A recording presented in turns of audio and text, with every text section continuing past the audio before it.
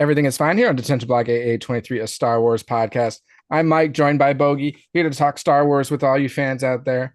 We'll start off by getting the business elements out of the way really quick. So if you're listening to us right now, hit that subscribe button, hit that like button, rate, review, download, all the above. We greatly appreciate it. Any little thing you do definitely helps get our podcast name and YouTube channel out there amongst all the other Star Wars ones. And there are quite a few out there. So we greatly appreciate any of the support that you can give. Also, once we hit 200 subscribers, we will have a prize giveaway. We'll have a little drawing and we'll send some stuff out to people. And then after that, once we hit 500 subscribers, we're getting rid of a lightsaber. Yeah, that's right. A really good one too. Not one of those plastic extended ones that you give your, niece or nephew and they can hit you with it. But these are actual ones that you can duel with. So yeah, you're going to want to join. You want to subscribe, be part of that free prize. Why not? I think one of these times you gotta maybe present it and show how awesome it is. It's going to look like And it's going to look similar to one of these two. It's not one of these two. yeah, It's but I'm similar. saying like the sound effects and everything, Oh and yeah. Oh yeah. you know what I mean? Because that's pretty awesome. Yeah, it's pretty And, awesome. and I know I was gonna say something when because you said you got a new camera. Yep. I don't see Lincoln. Oh, where is he? Where is he? Where's our guest? He's he probably went to bed. Yeah, He's like, this is too late of a start for me tonight. You yeah. got the blue screen of death. That was your chance. I'm gone now. But your background, you're like, oh my crap. Dude, okay, the one time when you had like a bunch of us dudes over and we're just hanging out, having you made some cocktails and everything. Yeah. I swear, like everybody spent at least a half hour looking at everything. I don't call it crap. I call it treasures. Thank you. That's what I call it. It was a fun experience, and even the camera can't even capture like some of your other stuff, like on the Oh yeah, side. it goes all the way over there and it goes all the way over to there. So Because I just remember I get a glimpse. right away. I walked over there. I was like just staring at stuff, and all of a sudden, one person after another was like right behind me, be like, "Well, you do podcasts with Mudge, right? Like, what's this? What's this?" And I was just like, uh, "Just look at it." Like, Is it like a museum? yeah, it's a Look, don't museum. touch. It's a museum piece. Don't touch it, because I think Novak wanted to touch something. I was like, don't. I like slapped his hand away. I'm like, no, don't touch it. Like, We unless, don't touch. We use our eyes. We yeah, don't touch. And you're a teacher, Novak. You should know that. yeah. um, So, anyways, yeah, yeah, I agree. It's not crap. It's treasures. Other people might call it crap, but we call it treasures. And we want how badly though I want to open your case and like put one of those helmets on. yeah, if you do, please bring like a brush or something and scrub out some of the It's cobwebs in there. oh, well, It's I'm I in a was gonna basement, so it's a real pain like having to clean all this stuff all the time or like dust it down. It's terrible. I was gonna bring drumsticks and just beat on the helmets. Yeah, I already ate the people who wore them before. I'm an Ewok essentially. Yub dub, uh, yub dub. yep, I yep, don't. I don't know. yep. Yeah. No, but uh, anyways, no, like your background, well, thank tr you. I'm doing my best. All I got is posters. Well, Uh, we got to set up your basement. I mean, isn't that where you said like even if it's like Star Trek stuff, that's fine. Your Legos and well, hopefully soon to be Lego Star Trek item, but you have plenty of Star Wars Lego items as well. oh yeah, yeah. At some point. You got to start somewhere, right? Yeah, true, true. But yeah, I want to give some of this stuff away. So in order to do that, you got to subscribe to our channel and make sure you're public so I can pull your name and put you in a drawing and maybe you'll win. We'll do the drawings live on one of our recordings, so or one of our streams, so you can come along and see who ends up winning, and maybe it's you. I know Bogey probably already submitted his name about 5 times. No, maybe Novak did, but No, right. Watch his ass get it. Yeah. I would not allow that. I would be like, no, this is going to one of our actual subscribers. um, anyways, we have some things to get to. We want to talk visions. We're gonna go through episodes 4, 5, and 6 from volume 3. And then we'll save the last 3 for our next recording. But a lot to talk about with that. I do want to mention first and foremost, for any Wisconsin or Minnesota fans, it's border battle week for the NFL. Hence why I've got my beautiful Green Bay Packers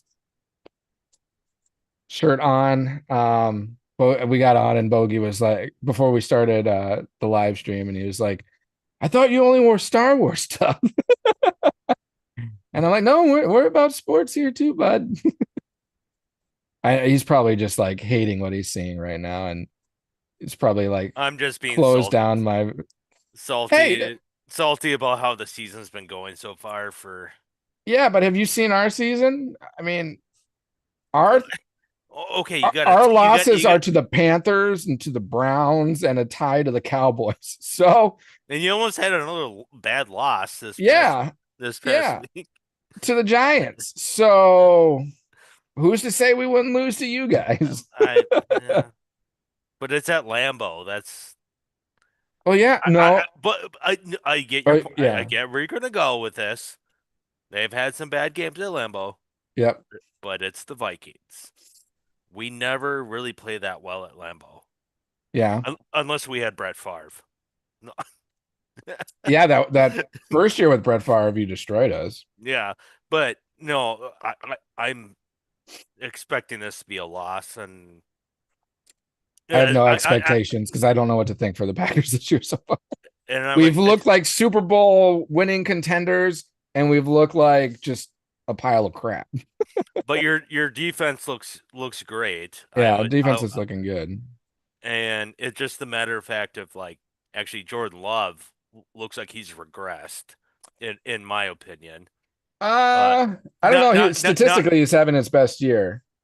He's having a big issue with receivers dropping the ball. There it is. That's probably why, because like his numbers don't look fantastic. I mean, I'm looking at it too. It's like fantasy football. Sure. You know what I mean? Like I don't know if I would start him over someone else. Which, did he get hurt last week? Yeah, he went out for half a series, but he came back in. Oh, he came back in. He hurt his non-throwing shoulder, I guess, but he wanted to keep playing, but it looked like the ref was the one that called him out. Like, you need to go get checked, which makes you think like concussion, but it wasn't a concussion they were looking at. So it was really, really kind of odd. So then they brought in Malik Willis, and he got a touchdown. Makes me think of the scene where I think I've seen like AI generated videos of that time when the New York Giants quarterback. Oh, sure. Is it Jameis Winston? No. The other their main guy now is it Jackson Dart? Oh, Dart. Yeah. And he runs into the blue tent. And then you had God, now I'm blanking. Every time when you're on the spot, you always forget names. But their running back that like pretty much like Scattaboo, yeah. Yeah. He runs into the tent, and all of a sudden you got Debo, or not Debo, the coach who got fired. Yeah. He runs into the tent. They're all pretty much like, and all of a sudden there was an AI generated film of like, get your ass back on the court, like, or get back on the field because what's his name is blowing it, and they're talking about Russell Wilson. Oh my god, because he was bad when he came in. He threw a pass that went like it was just like whoo. It was just like it like was like 10 yards short of the receiver. Yeah. Like, yeah, before leading up to our game against them, they announced that Jameis Winston was playing the quarterback, and which he's technically the third stringer, and we were like, damn it. The way that that Russell Wilson would rather play him. Yep, yep. um, but yeah, we'll see. I mean, the only thing that, well, not the only thing, but one thing I find hope in is I don't know if you've heard of the Toyota-thon thing for Jordan Love.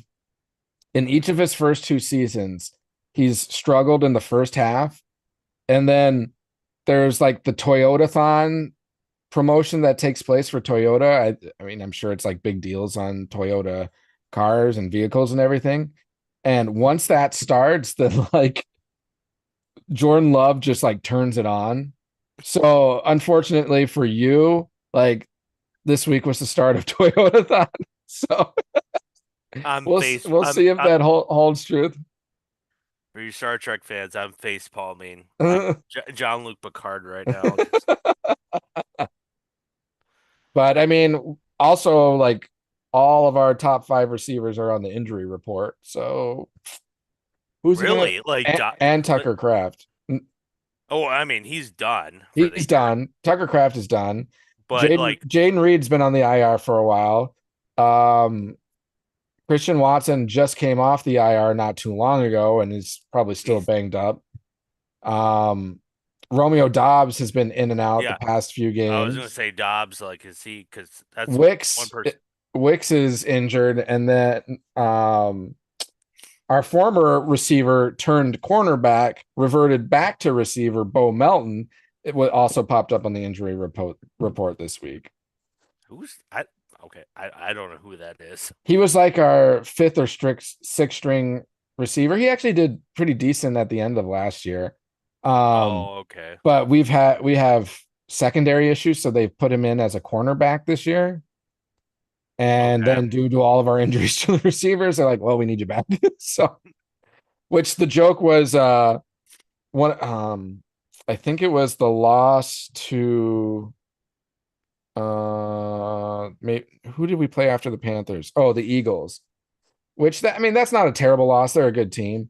Um, but Are they? Are they? No, yeah, they're not the same. I'm kidding. I'm No, that's kidding. a good question. The tush push. What's Oh, your that's thought? garbage. What's your that's hot topic. Um, What would you do with tush push? Ban it next year? Would you vote to ban it I think or it's going to be keep? banned next year. I don't know if that would be my part of me is like it's a part of football. Because of all teams, the Lions, Dan Campbell said he would not vote to ban it. Like, Yeah, I think the vote fell just like too short or something like that. The well, Packers were the team yeah, that submitted the what do you call it the plea to ban it. to ban it, Hmm. but and with that, like you said, I think it was like 2 or 3 votes short because you need two-thirds votes, right? I think Something like to that. to ban it. But Dan Campbell for for the Lions said, I he's like, if we can't defend it, well, good props on the Eagles because they I perfected it. agree. I So, agree. so And that's so kind of my stance on it. But I think there's other issues that come along with it. yes, because Like, I hate it when they like all of a sudden it'll be um like first down, you run it, you're 1 yard short of the first down. So second down, tush push, don't get it. Third down, tush push, don't get it. Fuck it. Fourth down, tush push, and then they get it. And it's just like it ruins foot. I think it ruins like the fun of watching football if you're just doing that. It's just scrum sure. after scrum, and that that's where It- I'm kind of like I can see both sides of like how you like it and you don't like it, yeah, if that makes sense. my main issue with it, again, I think I would still be okay with it, but I think there's got to be enhancements around it, a lot on the officiating side. Um, it becomes too challenging for refs to see the things surrounding the play, meaning like false starts, because like almost every time they're doing it, someone's clearly jumping off sides from what we can see, but the Yes, refs can't necessarily see it. totally, So totally if agree. it makes it if the play makes it difficult for the refs to officiate it properly in that regards, it should not be legal. But like, why can't they utilize overhead review to call in and be like, oh, there was a false start on there, penalize them and push them back. Like Hmm. that's how that should be played out. And also what they're not calling, and this is a penalty on both the offense and defense, is how the players are lining up. Like they're all scrunching in and getting really close, and some are like leaning off sides or or as I mentioned before, false starting. So there's a lot of penalties that should be called revolving around it that aren't being called. It's just like a if they set up for a tush push, it's like, oh, okay, it's a free for all. Let's just see what happens. And like that's not okay. Like to your point, it ruins like the integrity of the sport. Yep. So I agree with Dan Campbell. If you can't, as a team, stop the play, then that's kudos to them and your fault as the Lions. However, if there's things that are occurring that should be penalties and make the play not a legal play, then there should be consequences to that. So that's my 2 cents on it. And I liked because I've seen now other teams start to adopt with the Vikings. Brian Flores, mastermind for defense, how where the center is like where you got your center, guards, tackles, Yep. everyone's lined up, but on the defensive side, you have your nose like a nose tackle, Yep. but lines up sideways. Yeah, I saw that. Like Did you see that? And then you have your two linebackers ready to I'm like, I was like, oh God, if I was that nose tackle or whoever it is, I'd say like, do I get a raise? Do I get a raise? Because my body is literally on the line before I of go in this play, can you ensure my benefits are up to yeah, date? my benefits I need my like health insurance is okay because probably because gonna end up yeah, like I'm gonna in the hospital after this. broken ribs and whatnot. But how Brian Flores got his, you know, got them all to go on board with this whole game plan. And when you see it, you're just like, "Whoa, that's actually smart because that's how you stop. You're pretty much building a wall Right, you're building a wall. where you can't do the tush push. So, and Yep. I mean, and then you don't got what's his name, Kelsey as your center. I think Kelsey's a bulldozer. Yeah. I love Kelsey, like J, Jason Kelsey. Yeah. Yeah, I think he's something else. Oh, for sure. And not having him as your center anymore, I think you gotta. I don't know. I think the Eagles need to really dial back, and then part of that too. In fantasy wise, I'm super pissed because I think Jalen Hurts probably has like 10, 11, 12 touchdowns from the 1 yard line, Mhm. and I got I Jerome got Bettis style, man. and I got Saquon Barkley. I have him too. It's just like that should be his touchdown. What the hell? Well, yeah, but as a fantasy drafter, you should take that in consideration before drafting him. I mean, I drafted him too, so but he was also available to me at like the eighth pick. I'm like, Hey, okay, I'm going to hey, pick up Saquon Barkley. I'm an eighth pick. you can't talk. You got doubled up on. Yeah, that's fair. I mean, And you didn't even know the rule. yeah, I mean, because Whose fault? someone hasn't told me three Whose times. fault? Whose fault is that? Someone we've mentioned earlier in this podcast.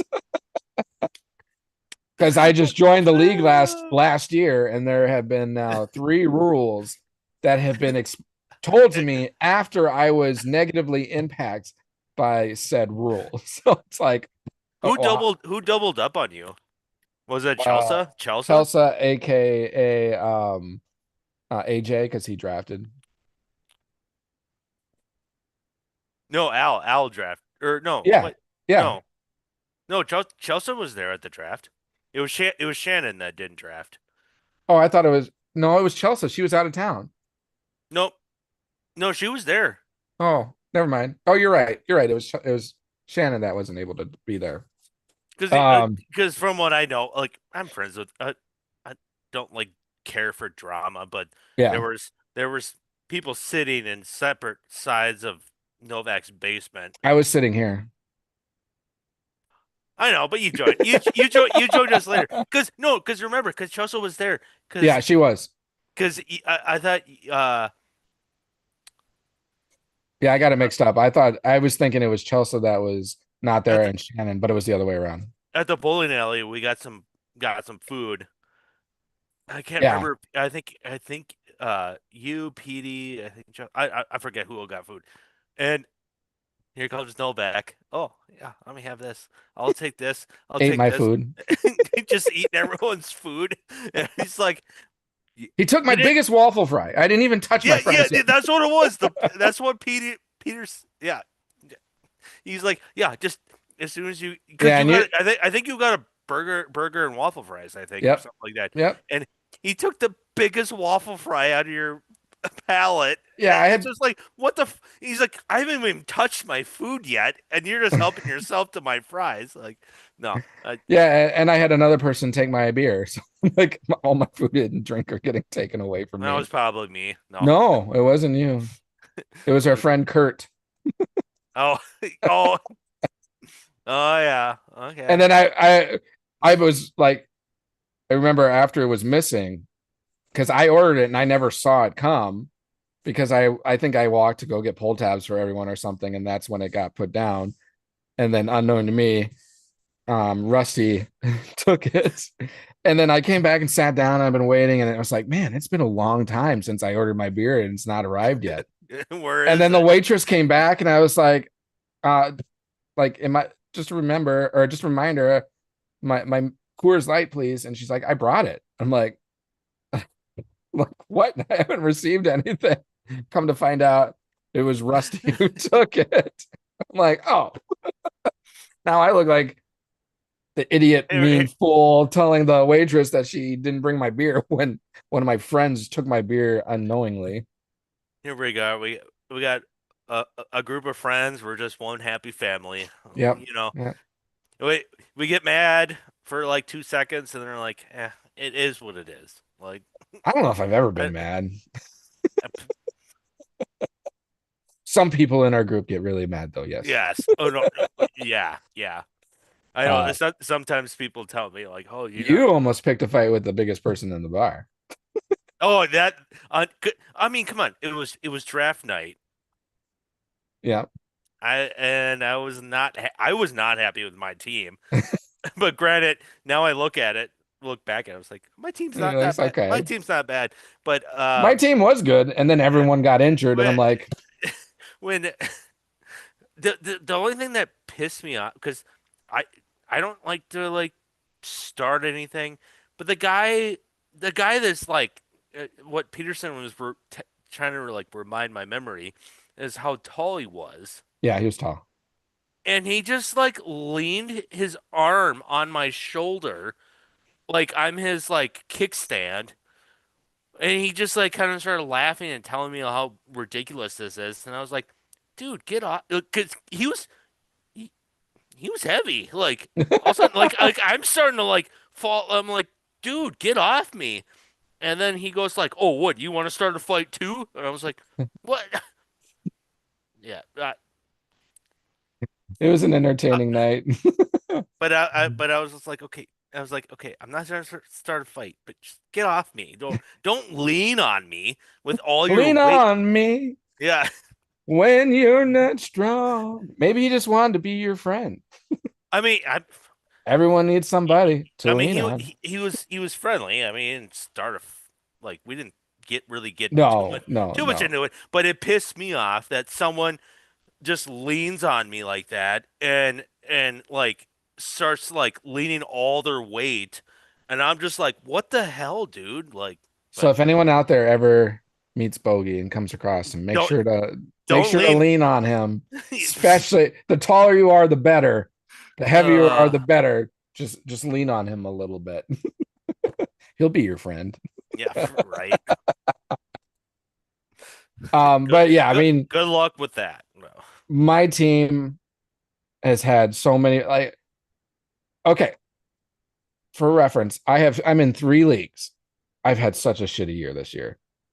Um, two of my leagues, I two of them, not the one we're in, but the two others, I've had the most points scored on me in both leagues. Like in both. And then in the league with you, I've had so many injuries that my team just sucks now. And like week after week, it's someone new.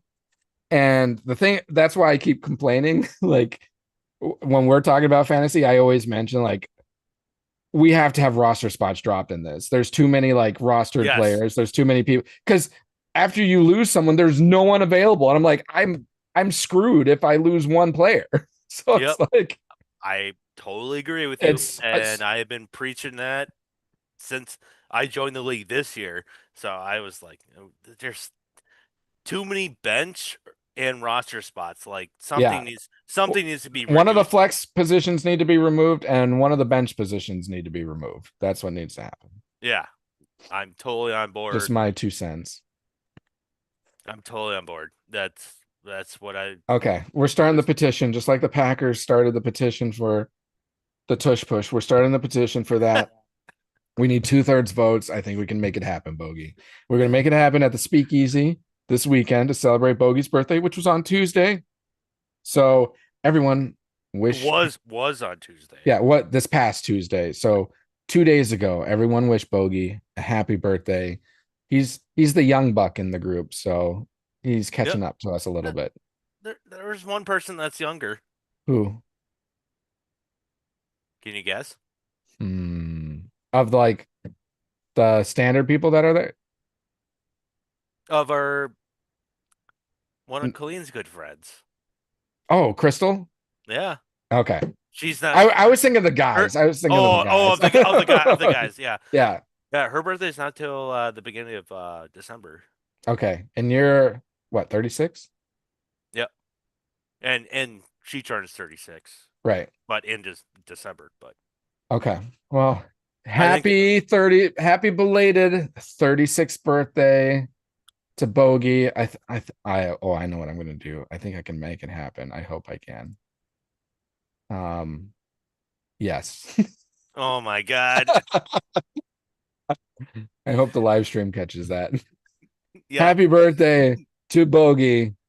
Thank Um, you. Thank you. we Thank want you. to share a lot of this, Oh my God.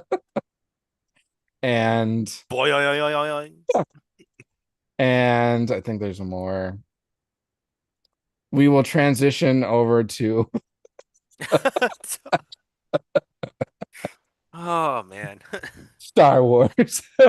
Now that we're about Now 28 minutes into the our and recording, I this haven't has been talked Star Wars yet. Like, just a brief but intro. But so we will call out in our we'll see how description of this. this episode. Jump to minute 28 if you want to join in for Star Wars stuff. But hey, we like talking about our lives and our passions and birthdays and fights and tall people leaning on Bogey. That's what we talk about in this podcast, not just Star Wars. But Just we don't lean on me. yeah, lean on them. Transitioning over to Visions. So Star Wars Visions Volume 3, Episode 4, named Bounty Hunters. So we will start with this one. We'll just, since we're so late into everything, we'll probably just kind of skim through these a little bit. We'll give our opinions and then go on from there. So, Bogey, do you want to start us off with this one? Uh, Once again, interesting artwork. What they did with this, and I love the droid. Oh yeah. Um, and what was her name as a child, or and then grew up and because she's got the mask. Yeah, I mean, only watching it once and kind of You not too forget long you. ago. I forget I'm gonna have to watch it a few times in order to get the names. But Um, I can look it up. But continue. um, I love the the interesting idea of making the droid having this like split personality, Hmm. I thought was like amazing because all of a sudden it's like this friendly medical droid. Rocco is her name, I think. Raka. Okay. Anyways, yeah, not the droid, but Uh, continue with the droid. well, yeah, the gal, Yep, because like they were companions on their ship, yep. and I loved how the droid was had this like it came out of nowhere when she's in her ship because we thought when we saw the trailer it was um uh Mando's ship Oh, it to yeah, it looked very similar to yeah, to his ship, but it's not, but somewhat similar. yep. And they're getting chased by who was chasing them? Was it Was it the Empire or was it like pirates? uh it's a good question. God, I should just like have it playing in the background so I can because I know what you're saying. Like you see it once, but you miss like the little Well, details. she's a bounty hunter, so I don't I, know, I I know she is. I was wondering if like but I can't because you got the like you got pirates out there that aren't necessarily yeah. So bounty hunters. They're right.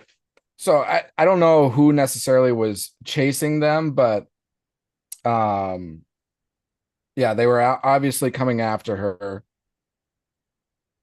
And yeah, the droid kind of initiates into like killer droid mode. and that's what I'm saying. He's got the alternate he's got like a It's like a dual split personality a for a droid.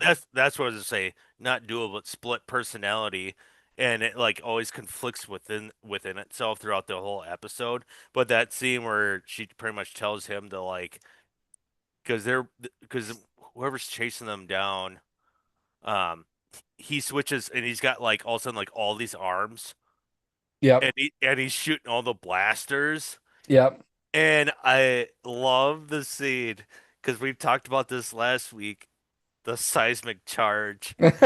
Yeah, I was like, oh, That this is like the second episode that's including seismic charges, but at least this one is showing it how it should like yeah, the true impact of it. Like, yeah, but it was awesome because all of a sudden like because she's yelling at him as he's like because she's flying while the droid the you want to call it the assassin because I think sure. that's what they call I think they called him like the assassin version. Yeah, and wasn't the good droid trying to find a way to like retain him? Because Yes. sometimes he would just like pop up on his own. But Yep. this time she was like calling. She's like, "We need the other guy right now Yeah. because we're Yep. getting Yep. attacked." Yep.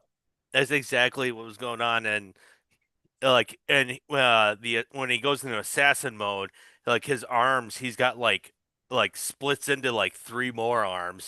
So Yep. that's and he's up and he's like pushing all the buttons and doing all the blaster fire to like kind of like draw their fire to like get them go away. But then their shielding goes down, and I gotta say, okay, that's a ripoff from Star Trek. The way their shield looked like a bubble. Okay. I was like, that's Star Trek. I don't recall Star Wars having a like their shielding look like a bubble. So um so as they're escaping, they drop the seismic charge and like you said, like the sound and everything, Yep. and they're just like destroyed. And then the main character, she's just like, God, It's like they're so expensive. so expensive. Yeah. Do you realize just how much we paid with that? We just lost with that or something of that sort. Because I always wondered that because I was like, you never see them, but Yeah. they gotta be like really rare and like expensive and everything. Well, So I mean, in that other episode in the last recording we had that we talked about, Those AT-ATs were just dropping them like they were cheap pieces of shit. No, yeah, it's just pooping them out. But and those were like smaller explosions. But Yeah, I was glad to see that they actually had the full effect of what these seismic charges should be. And I because love the fact that she alluded to how expensive they are. That was pretty cool.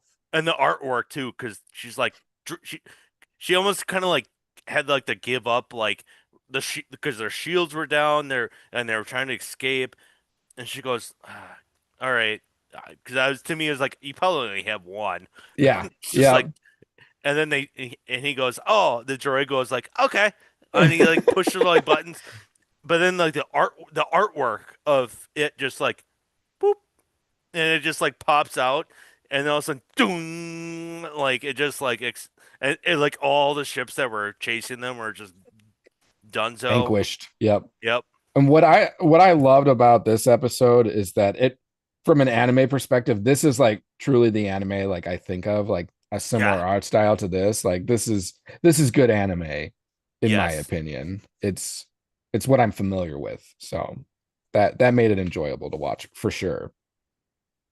Um, so they escape and they're like approaching a planet, which I wanted to mention too. Speaking of that droid, okay, how poor of an Arnold Schwarzenegger accent droid did we have in that assassin droid? Like it Is sounded that what like a it sounded like a poorly done Arnold Schwarzenegger accent is that what it sounded like for you? for me. That's all I could hear. Get Get down, like, get to the and then chopper. a boom. Like he kept saying like boom Okay. and everything.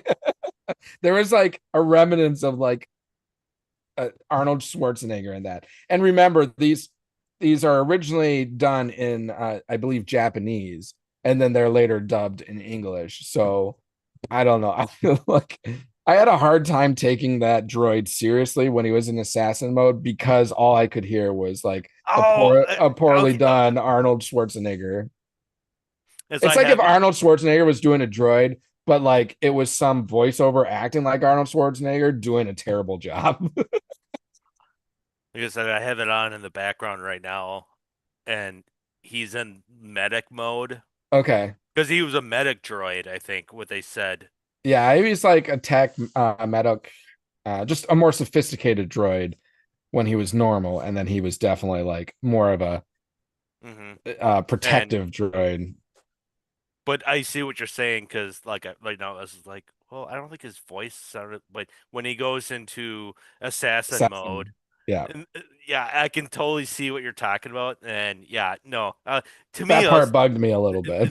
now when you say that, like when I'm thinking about it, it's like, oh yeah, because I was like, sometimes when you watch, like I think we discussed this earlier, was um, sometimes when you watch something, you're like, I know that voice. It sounds that like something, that you happened know? to me later in this episode too with the Twi'lek prisoner. Like I've heard her voice before. I swear I've heard her voice before. She has like that like British South African accent. I it almost sounded like someone we've it reminded me of from the Acolyte, the mother figure from like that witch cult that they end up. It sounded very much like her. So I was wondering if that's the same Oh, person, but I don't know. It just was a very familiar voice. Um, so yeah, they kind of they escape, and then were they? I'm trying to remember if they were flying to the planet or they were kind of in the vicinity of the planet, and then they got sucked in by a tractor beam. yeah, because they're looking for because their ship was damaged, That's right. Their ship was damaged, so they needed and repairs. them being bounty hunters, which I felt like a good little kind of knock, or or not knock, but nod to Mandalorian. They're like because they're bounty hunters. Yep. They found a planet that had a like the bounty hunters guild. Yep. So they were heading. That's where they were heading, was that planet, and they just got happened to, like, I don't. They never made it to the guild, but they got like tractor beamed in, Yep. which is To to me. to whatever base or location or village or whatever you want to call it. and then they get contracted to be like, well, your ship is damaged, or because you got this like looks like billionaire guy that like, You knew from the moment you met him he was going to be a bad guy. yeah, I was like, There's like this guy's up they to no good. Like, yeah, they didn't really in producing this episode, they didn't really hide the fact very well that this guy was about. You're like, okay, this is going to go south really quick. Because he was just playing like overtly nice, like, yep. oh, I'm sorry for the inconvenience. We just have to take extra precautions and blah blah blah. But please, well, I mean, have some tea, blah blah. And someone Have some tea. have Well, some this like tea. this little child comes That's out, bringing it in. and then like, doesn't she ask the child a question? Child doesn't even talk, like, Yeah, but it's got a thing around a its neck. collar. Mhm. So it's like, well, yeah, it looks like a prisoner. Yeah. And what she asked about that collar too, and then the guy respond like, "Oh, it was it like an identifier, Yeah, yeah, and it helps like for like tracking health or some I don't yeah. know." Tracking health and made all these like random excuses why Yeah, what the yeah, collar was for, which yeah. what right away you're like, Mm, no, no, no. you're a bad bitch for sure. Um, and then she gets contracted for work, like you said. In order for the repairs, she's supposed to bring in these people that are causing trouble, essentially for their for where they are. And she goes out and she retrieves them. And before she brings them in, they try to plead their case, and that's where the Twilight that I was speaking to, that had that accent that was very familiar, she was telling them that they actually used to be prisoners in there, and then they escaped, and they're trying to like free all the slaves in there because that's what all those people are, all those kids. Go ahead, you want to say something? No, I was gonna say because before that, right before they left to go get these like fugitives, if you want to Yeah, call them, they walked by and it looked like the scene from Attack of the Clones where they had all like the um um the clone army yeah, and they're all like in a lounge just eating dinner yeah. Oh yeah. and On they all Camino where they're being but produced or whatever. Yeah, yep, but they weren't the clones. right. They were all like different species of people. Like there were like kids getting Yep. captured, and I imagine being raised to be loyal to whatever Whatever his face is. his face is and what the cause, and because they never really described like who he is or what faction he's a part of. He was He's just a very rich person that yeah, was obviously taking advantage of slaves and yeah, enslaving everyone like all these kids and everything. So, anyways, that's what I was gonna say because I thought that was an interesting scene because everyone was like wearing like like wardrobe. They're in this like white room. They're all like eating dinner. It made me think of that Camino scene when he had all the clones just. yeah. And I love like in that scene too because like sometimes like people are just like they're laughing. All of a sudden you get this one clone. He goes like he's all pissed off, and I was just like, oh man, don't want don't want to get a Don't get on lunchroom. that guy's bad side. Don't get in a lunchroom fight with this guy. But uh, but anyways, yeah, so in that conversation that our main character Raka I think is was having with that Twi'lek, she was trying to convince her that what this man is doing is bad. And Raka was kind of like she was like, okay, I could kind of see this being true. Like he didn't seem too great when we met him at first, so I could understand. And the droid was like, like talking with the score isn't the smartest thing to do. I wouldn't suggest it. Um, so I thought that was kind of clever.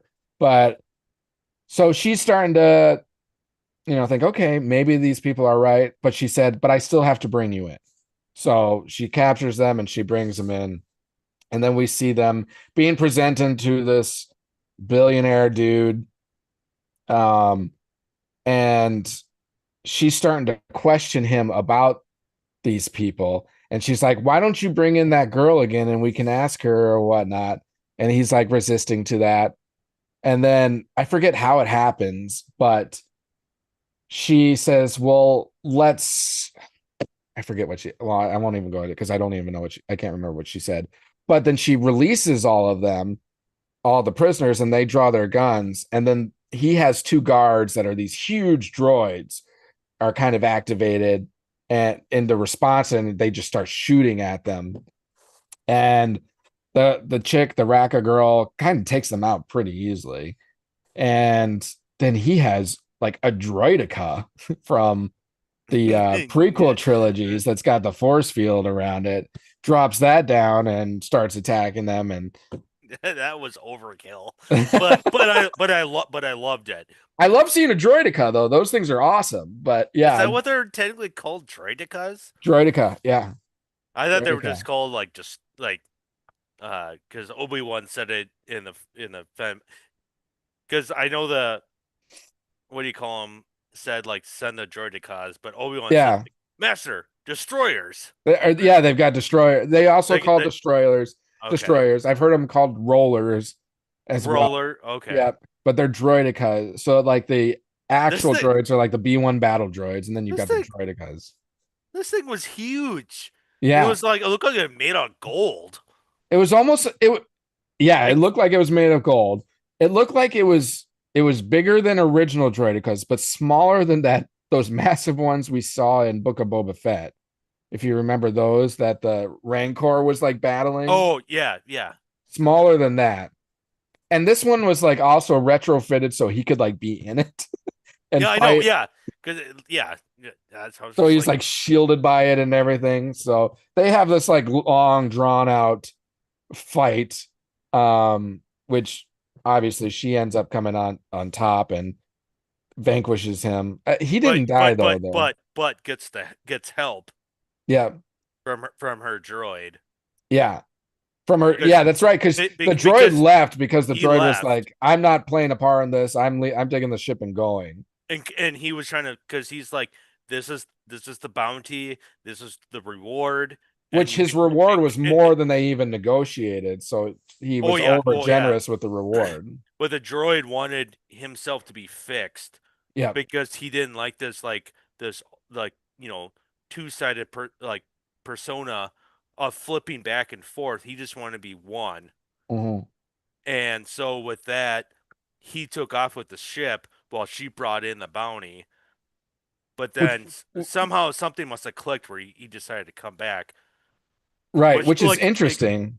which comes back at the end of the episode Yep. because he was as he flew off in the ship, he was listening to all these recordings she was getting, and there was actually like it just was the matter of like how much it cost Yep. to fix him because he's like I need fixing. I can't.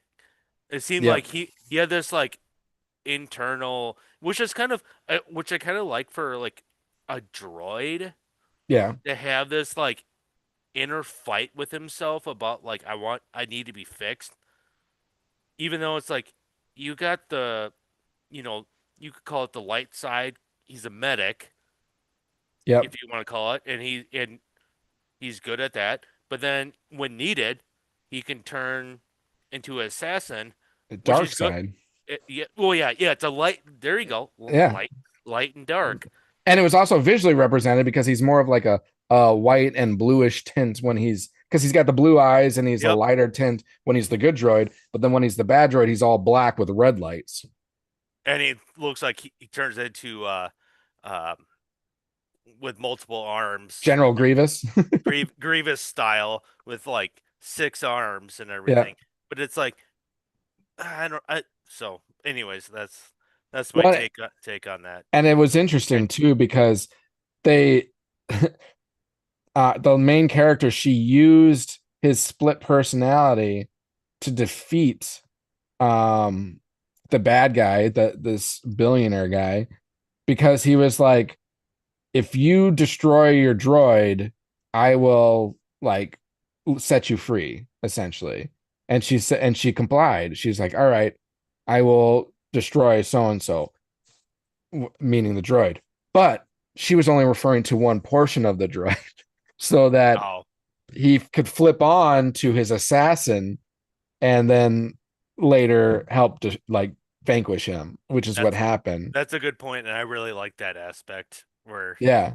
kind of like that trickery, I Yeah, guess. that trickery right there. It, It it, definitely caught me off. Like I didn't see that oh coming. yeah, I didn't either because I was like, oh man, he killed the droid, and all of a sudden like it flips over, and all of a sudden it's like Yeah, because I the, think she made the the other comment of like, yeah, I destroyed such and such, but not the other version of it. And then he pops up and does his thing, and then she was able to like take him out as a result of that. But Um, I was gonna say though, so when is inside that droideka destroyer, whatever we want to call it, yeah. he's just unloading, A- Yeah. and she's just hiding behind this desk, and I was just like, See, uh, that's anime. it's anime for you, I guess. But then when she communicates with the droid, because he comes flying in with the ship and just unloads, but it Yeah. didn't do anything against the shields. Right. Then he tells her like there's a weak side on the backside of the shielding. I was like, okay, anime, all right, Yeah. I'll fly with it, I guess, because like she threw like a thermal detonator like at it already in the front, didn't do anything. So she just sneaks in the back. Well, the droid, the assassin mode droid, drops down and takes all the blunt of like Yep. the The fire. firepower, And I was like, okay, how heavy duty is your armor or like your your like firepower, or like how his arm. like his like because he was Well, getting if it wasn't destroying a desk, maybe it wouldn't destroy metal. good point, good point. Okay, Yeah, but yeah, good she point. rolls a thermal detonator under the weak portion of On the armor on the backside. on the backside, and there was like it was drawn out a little bit. Like, is it going to roll in? Is it going to roll in? Yeah. And, Well, and it, the droid is just getting like hammered yeah, because, like I said, this thing is just like unloading. yeah, and it did. It breached the armor. It exploded and like took out the droideka. Um, and then yeah, that kind of led to her vanquishing him. I can't remember. Did he? She didn't kill him though, right? No, yeah, he just got it. He's like, she said you'll have because this is post, I think post, because she said you'll have to answer to the New Republic Or or something like that. Yeah. something like that, and had him arrest like he was just in handcuffs, Yeah. and then um freed all the enslaved captures or whatever, and then Yep. And that little girl that brought in the tea was end up being sister yeah, to sister. the Twi'lek that was captured as a bounty. Hmm. Um, so yeah. And then it ends with them flying off to whatever their next thing is, and her droid getting in another fight, and her yelling at the droid and stuff. She loved Yeah, to use the terms or the swearing, the Star Wars swearing of Dane Farrick. She kept saying Dan, I used it maybe one too many times in the episode. I think they used it 2 or 3 times Two in or three this times. episode, Yeah. and the next episode we're gonna talk about gets used I So, think once or twice, yep. and I was like, all right, well, no, I know this term, dang ferric. Well, it's been used a couple of times previously because Yeah. I think Cara Dune used it in an episode of Oh, Mandalorian. and what's her name? The Fennec sniper. Shand, I think, Bennett, used it. Yeah. she used it multiple times. Dang ferric. So really Because they're Disney like, Star Wars is leaning into this like Dane Farrick like swearing in Star Wars. I don't know exactly what it means, but I have to assume it's like similar to a swear. It's like son of a bitch or something like that, Dane Farrick. I actually kind of had like look it up because I've looked it up multiple times and I'm like, God, what does that mean again? And Yeah. it's from saying, God damn it. Okay. Okay. That makes sense. And it's being used in such a way too. Hmm. So yeah, that episode I enjoyed. Again, I had the thing that stands out to me is that the voice of the assassin droid, and Sounds like I Arnold. was also not a fan of the soundtrack. I'm sorry. Yeah, it didn't stand out to me. It Like, had like actual music and like singing. It was like, it's like, hmm it was not Star Wars soundtrack. I mean, the sound effects are Star Wars, but the soundtrack was not Star Wars at all. It was more definitely Japanese anime type soundtrack. So I would prefer let's keep it more towards Star Wars soundtrack. So that was just my feedback on that. so I got a knock on one thing Yeah. in this episode was when the main protagonist, when she brings all the prisoners to the billionaire guy, Mhm. um, but it was all it had to be all a plan, because she clicks the button and Oh yeah. all their handcuffs get released, and then they all have like Guns. blasters, and I was like, where the fuck did you get that? Like,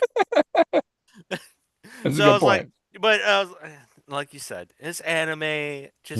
Just go with it. So Well, I could see like I could see current Star Wars doing that, whether it was anime or not. Just happenstance. yeah, I've got this. Oh, looky here. Uh, because they're the ones. That's how they defeated the two like giant droids that he had. but she Like shot him down. no, they all did. Oh, I thought it was her They all took her. because she did that like flippy flippy thing, and she was like, pew, pew, pew. So I thought it was. I thought they I were mean, they all were just. all firing, so who knows whose shot landed what? But that was And just then what you because I thought see. and then I thought she told them like run, like free the Yeah. prisoners. Yep. And then it was just her against him because Yep. those two giant droids dropped down, and then all of a sudden he like ordered in the just The destroy droidica. Yep. droidica for him to climb into. Yep. So So a decent episode.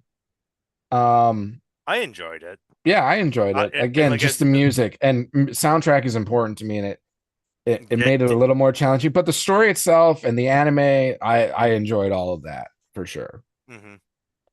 Okay, so then we move into episode 5, which is Yuko's treasure. So this revolved around a kid, and it's like droid bear, right? A droid bear. Yeah, Um, called Billy.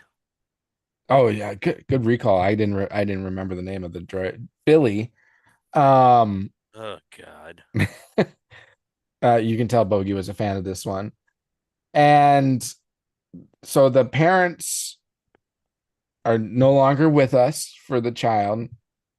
And I'm trying to remember how it all starts, but I know there's this like, I don't know if they're bounty hunters or just like this gang that includes this like almost Batman looking Egyptian god, I don't know, Yeah, I would figure. say like an Egyptian god. Yeah, it was like an Egyptian god, but it was like cloaked like Batman. Like I kept thinking of animated Batman because it had the pointy ears and it had the cloak. Like, Don't do Batman wrong, man. I love Batman. oh, I love That Batman that too. that was But my I'm like, I'm that was seeing this and I'm like, there's kind of elements of Batman here. Can you at least see what I'm like? Can you yeah. see No, that? Okay. I get what you're saying. Batman too, but I'm I like, okay, there's I'm but Batman. I get what you're saying. It looks more like an Egyptian, Yeah, it's like an Egyptian god of like a bird god or something. I don't know. which is where the direction I think about this show. I mean, granted, when I was a kid, sure, I liked Pokemon. I like Yu-Gi-Oh when I was a kid. Yeah, This is like like it's almost slapstick in my face of that kind of animation. yeah, And when I say Yu-Gi-Oh, because it has like this like Egyptian kind of theme to this like yeah, card game that they play. That's where it kind of like stuck out at me. yeah. That's fair. So And that's this definitely like this was anime, but it was also kind of like Cartoon Network esque, like yes, cartoon yep, to it as well. Like, oh, we see the monster, and like move our feet, but we're not moving anywhere, and then type of a thing to it. like Um, right now I'm like watching a scene when which because this all takes place, I imagine Tatooine, right? Oh, because I did like that. they I'm they like, re They reference Mos Eisley at one Yeah, point, so it has to I be did like Tatooine. that because I'm like, okay, I can. This feels in a way Star Wars. I know where this is happening, even though everyone's tired of like Tatooine and desert planets for Star Wars. But at least it was like familiar territory here, so I can. All right, we got Mos Eisley and we've got the desert. Okay, sorry, continue. But I'm gonna say, I like right now, like as I have it on mute in the background, just to like remind myself of different aspects of this episode. Yeah, Was the kid in the blue hair? yep, To me, it just looks like Dragon Ball Z yeah, type animation. But he goes into that bar, and it looks like the bar where, um, yeah. The cantina. So I think it was Cantina, the same cantina. and the bartender goes like, "You're not allowed in here." But his like animation looks more crisp Yeah, and more like, and he got this adult, like got the mustache and I know yep. everything about his like artwork. But then Seemed it goes, better. but it goes to him, it goes to the kid with the blue hair, and I'm like, what the? Nothing's translating very well here. Like, you look like a, I don't, I don't know how to describe it, but it was just like it took me out of it. I Yeah, guess out of the story of what the hell was going on, sure. of seeing like two characters. I don't know. It's like having like a wheel or like a real live action movie, but then you have like Bugs Bunny like jumping around as a cartoon, Yeah, like inside of like a live action. You're like, wait, you're taking me out of it. Like, yeah. so I No, mean, that's totally fair. that's my And that's my take on it. And then the teddy bear. I oh my well, God. then and this isn't that big of a deal, and I'll probably get some hate for it, but um, I also like. I was trying to think: is this a little boy? Is this a little girl that was with the bear and Yuko? Right? Yuko, yeah, Yuko's Yeah, treasure. no, that's a good question. Like I'm like, okay, what is our situation here? And like, I didn't figure that out until later in the episode. Again, it's not the biggest deal, but I'm trying to set a scene. I'm trying to set the characters and everything and understand them. And I'm questioning that as I'm watching the show or watching the episode. And Uh, what is it? What is the answer? Because I don't know. it's a little boy. They're both. So he's a little boy. And then the blue haired boy is like, and for a while, I was like, is this blue haired boy going to end up being this kid's brother? Because they talked That's about what how I.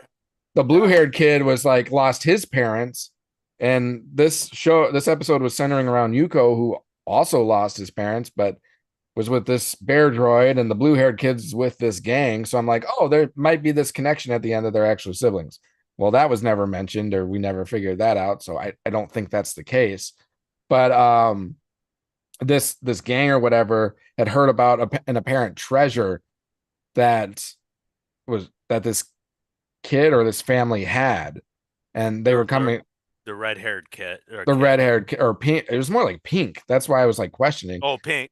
Yeah, yeah. Um, and so they come to this family, or to claim the treasure, and um, but the blue haired boy who was part of this gang like ends up like I don't want to be a part of this, and like ends up leaving the gang and supports the boy, the little boy and the bear. Sorry, you want to say something? Oh no, keep going. Um, and I just remembered, didn't the bear turn into like Darth Vader droid bear? That's what I'm talking about. This episode, I cannot. When that happened, I was like, Darth Vader. what the what the bleep are we watching? Um, the one thing I was gonna say, because like I said, I have it right now, it's just playing it in the background. Yeah. Um, it was her birthday.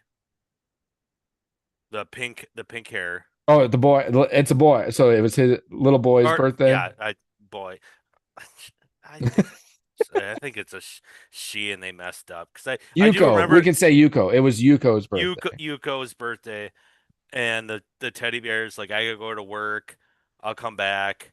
because she like didn't want him to like the teddy bear to leave. Yep. Remember that? Like the beginning of the episode. Yep. And he's like, I'll be back and I'll have a present for you. And right now I'm looking at the scene where he's looking through and it's like all these little like gadget like model toys. Okay. Yep. And it's the one that Obi-Wan gives to Luke Skywalker. The little It's got tea it's got hopper. it's got the like the triangle. Yeah. It's called like What a tea what hopper or something. is that what it's called? But you know what I'm talking about, the one Yep. that he gives like Owen Lars is like, we don't need this, and like threw it back at him. But Yep. then at the end of the season, finally was able to give it, and then in New Hope, uh, Luke's playing with it. Yep. So It's a T-16 Skyhopper. that's okay. Is that like an Empire ship or is that I think it's just a just a ship. just a It's ship? not like affiliated. It's just a ship. Okay, but he's like he's like the teddy bear is like touching it and is like looking at it like, and I was like, oh, that's a good nod to, the whole Luke Skywalker and everything. Like Yeah. he They was were bug. this studio was definitely playing off of like nostalgia There you go. Nostalgia. to Yep. draw in Yep. viewers because again, Tatooine, Mos Eisley, you've got this tea hopper, this bear turns into like Darth Vader droid. So and the villain is like a cross between Batman and a feral god or something like that. So So but yeah, they were definitely playing on nostalgia. so outside of the nostalgia of this episode, uh, I definitely give it a fail. I wasn't going very. It was definitely directed towards younger audiences. Yes, I mean, yeah. I mean, I'll give it that. Yeah. And I mean, I will say the soundtrack was better than the previous episode. So it had that going for itself. Um, but I agree. I mean, I mean, did you like the teddy bear? His chest is a microwave. that I when that I started, mean, who and doesn't that, want a teddy bear droid microwave? I mean, when I saw that in the beginning, I was like, "What the fuck?" It's like, And I but will I say the mean, story was very sentimental. Like the message, yeah, again, it's yeah. good for younger audiences. The message here was, a treasure isn't always money. Like family is more of what the treasure is. Because like when the villains, I mean, they came and they raided the house and they needed the bear to get the directions to where the treasure was, right? If I'm remembering that correctly. And the bear ended up leading them to the treasure, which But the bear couldn't open the door. right. It needed the kid's hand, right? You needed the handprint of the kid Yeah, because it was like, DNA. I'm like sure, like censored. Yeah. because It was scanned. it was. And the vault I door, keep wanting to say her, hit their hand, Yuko, Yuko. Yuko, um, but Yeah, and I mean, I guess I didn't mind the story arc of the blue hair yeah, yeah. Which that was, a of kid like that this change in direction of like, following a moral compass, like yeah, yeah, yeah, he's kind because of in survival mode because his parents are gone and he's just trying to survive. So he joins this gang, but then his gang is like going to kill like a kid and his droid, and he's like, this doesn't sit right with me. So he turns on them and joins the kid and tries to help him out. So a good like redemption story for sure for that kid. Um, so yeah, when the gang gets led to the vault and the kid opens the door, they walk in there and there's like only one little credit and they're like, what the hell is this? What's wrong here? There's nothing here. What wasn't there supposed to be a treasure? And then there's that like centipede alien creature that like yeah, what the fuck that thing is was that creepy. thing? I thought God, that was, and like it stopped and froze. Yeah, that would be what nightmares are made of. Oh I man. Why uh was this not released like soon? Or like, well, I guess it did get released. Was it late October? sure. But So, this talking about like horror films horror during the stuff, Halloween time, I was this could I be was used for that. because they like froze every Yeah. time that the kid would turn on with the flashlight. It wasn't until that It's droid like the that ghost from Super Mario, or like if you look at it, it stops and then you turn away and oh yeah, but it had that like the sharp teeth and a smile yeah. like I'm gonna It eat you. it Like had the head of that one creature from Attack of the Clones in that Coliseum scene, that big cat. oh yeah, yeah, It yeah, had like yeah, the head yep. of that, but like a body of like a centipede, Yeah, but like centipede. That was the weird huge part. Had like 6 legs total, or on eight, each side. or 8 legs. Four on each side, and Yeah, how it just it just moved. And I was just like, oh my God, this is kind of like gross and terrifying creepy. at the same time. um, so they again the vault opens, there's nothing there, and then this thing like draws them away. And then didn't the bear, I mean, the bear's helmet got knocked off of him, which like brought him back to normal droid bear. Yeah, because because they're saying like we're gonna fix you. Pretty much put this like Darth Vader helmet on him, like, Yeah, if you want to call it that, or call it a baseball helmet yeah, that was controlling his function, and yep, so he started attacking everybody. yep. Uh, But once that got removed and they were in the vault and the bad guys were away, he's like, okay, let's continue on to the treasure. We're not there yet. And they all stepped into the center of the room, which was like the circle, and then it dropped down like an elevator, elevator down, and it brought them to like a spaceship. That was like the family's spaceship or something. And the and there's like all these other type of things, yeah, and I think, um, what's her Yuko. Yuko recalls because it looks like that's where she lived. Yep, Because yep. you saw It was like like the home, and their home there are where like projections of different areas of the place. scenes that happened at that part, like at the kitchen table, and them doing something, and then them Yep, doing something over here. yep. So it's just like the memories of the family at home and everything like that was the treasure. And then what was also Uh, there was, oh, go oh ahead. no, no, no, no. Go ahead. Sorry. And then what was also there was like a family spaceship that he could now use and fly to make his own Now you're saying adventure. he. Now you're saying he. Well, it is a he. No, Yuko. Yeah, Yuko's a he. It's a boy. That's why I was always Well, confused. I thought we were just calling him Yuko. No, But yeah, because we're I think calling I him think Yuko. because I thought, yeah. Okay, we'll go Yuko. We'll get into the next episode where I'm just like, what the fuck? But I don't care. We go Like full question mark on that one. full question mark.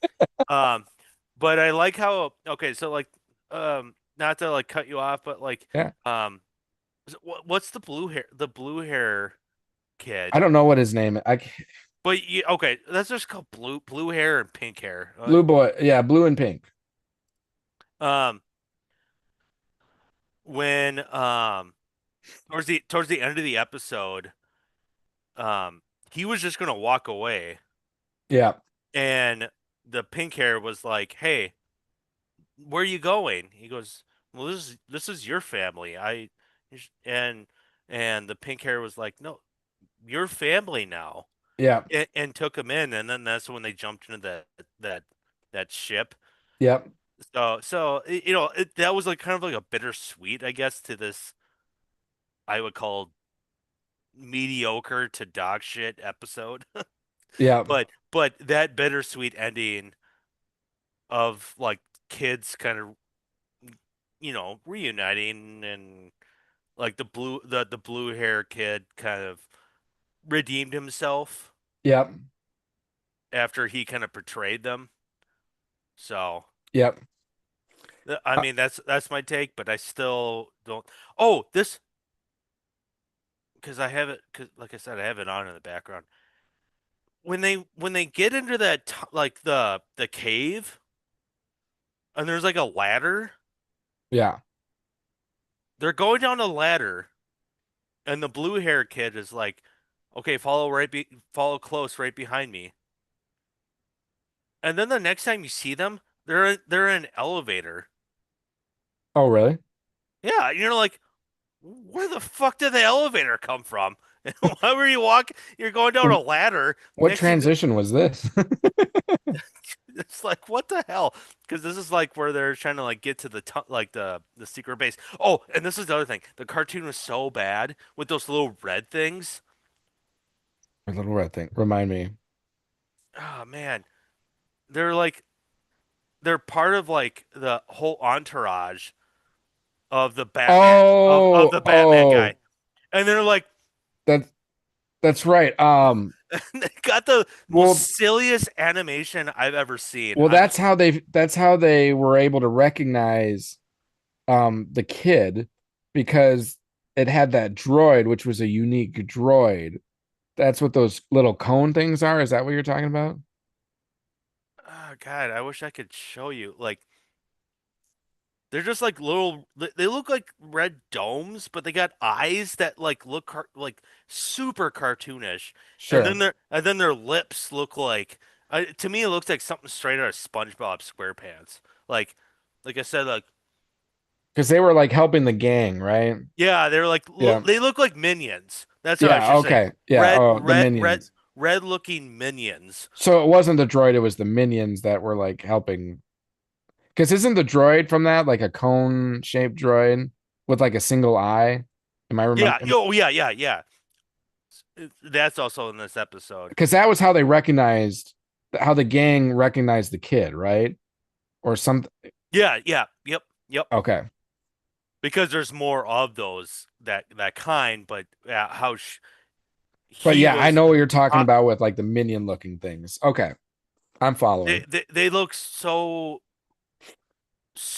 Oh my gosh! Like Because I remember they were like sitting out by the door of the ship at some point, and God, we're just watching this episode in the background is like, it's cringe.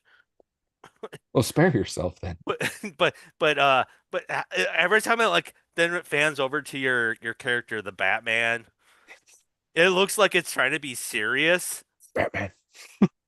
and then it fans over, and then you see these little red things running around.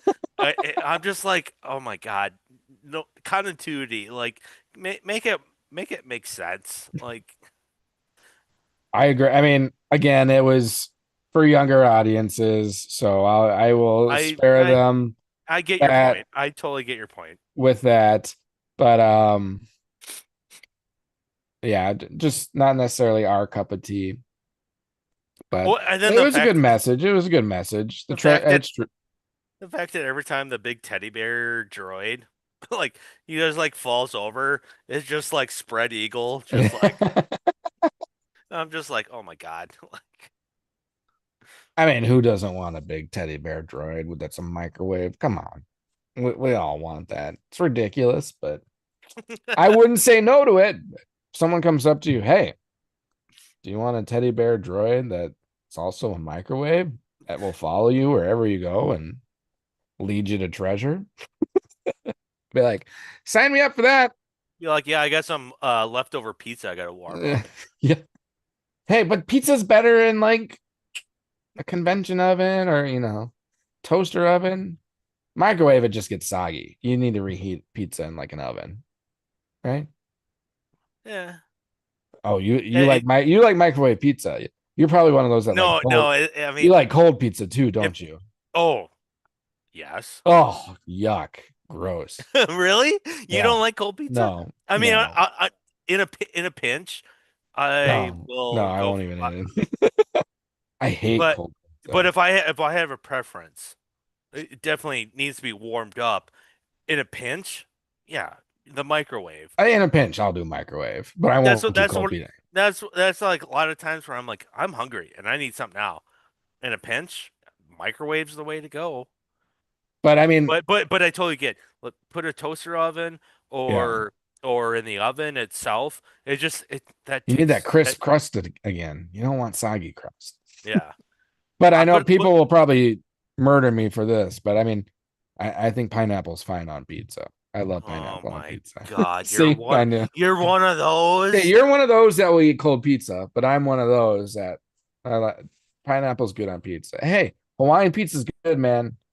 Or substitute that ham or Canadian bacon with some pepperoni. Mm. Okay, we're Good. done. Good. Just like like in Bruce Almighty. It's good. It's good. It's good. Um, all right, so that's episode 6, Yuko's Treasure. We'll move on to the last one we'll cover today, which is episode 6, The Lost Ones. And this, I don't know if you want to call it a continuation, a prequel. Um, but Bogey and I were talking about, or we were talking before we jumped on the actual recording, and we were saying, we thought there were only going to be 2 stories that We're were gonna going to be have a second episode, which was going to be the duel in the Ninth Jedi. And then when we were watching the trailer, we noticed that it looked like the bride, or not the bride, it looked like one of the characters from the bride episode, the female Jedi, was in a couple of the scenes. So we're like, is there another one? And then after watching this episode, or during the watching the episode, sure enough, um, the character F from um the bride episode from volume 1, this story was another one of her stories as well. So interesting that we've got 3 of them now that have a second part. And again, it has to be a sequel just because what happens, and you alluded to this when we were talking. I think it might be a Oh, prequel, you think it might be a prequel? Okay. and we'll get into it. But Yep. like Um, I said, her missing limbs. yep. So That's in this happened. episode, Yeah. yep, in this, Sorry. Go ahead. no, you're fine. This episode, it kind of starts out, so she's with this like gang of guys that are obtaining this resource, right? Of this, like, is it carbonite or something like that? And She's by herself. she's by herself.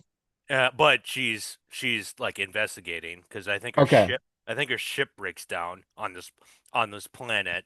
Because as I'm watching it right now, and they're mining this stuff that makes you what does Han Solo get Yeah, carbonite. carbonite. Yep. They're mining this stuff, and because her ship breaks down and she's out of fuel, Yep. so that's where she had, like, kind of like looks down and she sees a town, and she eventually, like, infiltrates and finds this crew that is still, like, they're infiltrating the carbonite themselves as well, Yep. but they're also refugees of this planet because the one guy, they're like, because they're yelling like, we gotta go, because sometimes, like, because like they said the Empire left because it's Yep. kind of like a mining incident where now Yep. everything's just like shit, and you can't, there's nothing you can do without the risk of this carbonite just Yep. like freezing everybody. So they're like looking for this guy, but he's like, it's their home planet, and he sees his like wife and kid inside their old, like, the house he lived in, all carbonated, and they're frozen. Yep. And the one guy's like, "Oh, we can go." But anyways, like the whole, and then because I think they're in a church, I think. And then all of a sudden, like, it's almost like a volcano, like it just like Yep. erupts, and the whole structure collapse, and they're trying to like escape, and that's when the one gal shows up and uses the force to like release them and then get them onto the ship so That's right. they can leave. So I'll leave it at that. So No, you're doing a good job. Continue, because you're I remembering it way better than I am. I um, because this gal, she's like, I'm trying to like remember. I almost want to rewatch if she was in that episode that we're talking about before. She's got a scar down her face. Um, and then they fly away in. That's in one of the movies, isn't it? It looks so familiar for the like design. I think that ship is in that Bride episode, if I That's oh recall. maybe that's where I'm thinking. If I So, recall, I could be totally wrong, but that's what I'm thinking. but this is weird. What's your thoughts on this whole like aspect thoughts of this episode of like a carbonite like it, like a carbonite gas Hmm. and it just like everything just turns into Han Solo like y- y- uh, Yeah, well, it's interesting because I mean, if you think about it, they've had to have. I mean, of course, this is non-canon, so technically, it's no relation true. directly with. It It could be their interpretation of it, but hmm even in like in universe canon Star Wars, they had to have discovered carbonite somehow. So was it more just like a freezing mechanism, or was it natural resource like this? And you would see the destruction it would cause and the effects. Like if there was like an eruption of carbonite, it would just freeze people. So then they're like, "Ooh, this is a technology we can harvest and use in terms of capturing people and keeping them alive, but not but but freezing them like freezing them. captivating them and Yeah, not yeah restraining them in a certain way restraining where they're yeah not doing anything but still alive." yep So, I mean, it's definitely a fascinating take on carbonite, and there would obviously be a need for harvesting this resource with that technology for those purposes. So, I thought it was pretty well done. I yeah no I Creative. like the interesting concept of bringing that in Yep. to a Star Wars like okay where you get this from Yep. and while and not to cut you off No. so while I'm playing this episode what I liked about again I think of the three we've watched this one was probably my favorite Okay. um because right now they're back on that okay but this part I'll give it a knock that ship looks so fucking weird A big they're turd. like their refuge ship that they're Yeah. on. Wasn't it like big and brown and Yeah, like part rock, part ship, part yeah, like you said, giant turd. turd in space. I was like, what the fuck is this? Anyways, but some of the other characters though that are in this episode, I liked. I mean, clearly it's not the guy. I mean, because this is not canon or anything. Right. But in Attack of the Clones, when Obi-Wan goes to find out where the dart, like the trank Yeah. dart, the guy that was at that like restaurant. Yeah. What is it? Dax or Dax Diner? I think it was a Dex. Dex. Dex. Yeah, and he's like this giant guy, but he kind of got this lizard, His but pants he's keeps falling down. because his ass crack is hanging out. But he's got the four arms. Yeah. Did you notice like his species is in this movie Yep. or Yep. in this episode, Yep. and then another nod to um Admiral Akbar. Admiral Akbar. Yep, yep. There's a Because that another calamar Mon calamari species in there. So I don't so know if it is admiral, but it's the same species. yeah, but you get what I'm saying. Like Yep. that's two people. That's definitely like a nod to Yep. uh, the previous shows and everything. So I definitely appreciated that. So Yep. Um, Remind me, what was happening when the Empire showed up again with their Star Destroyer?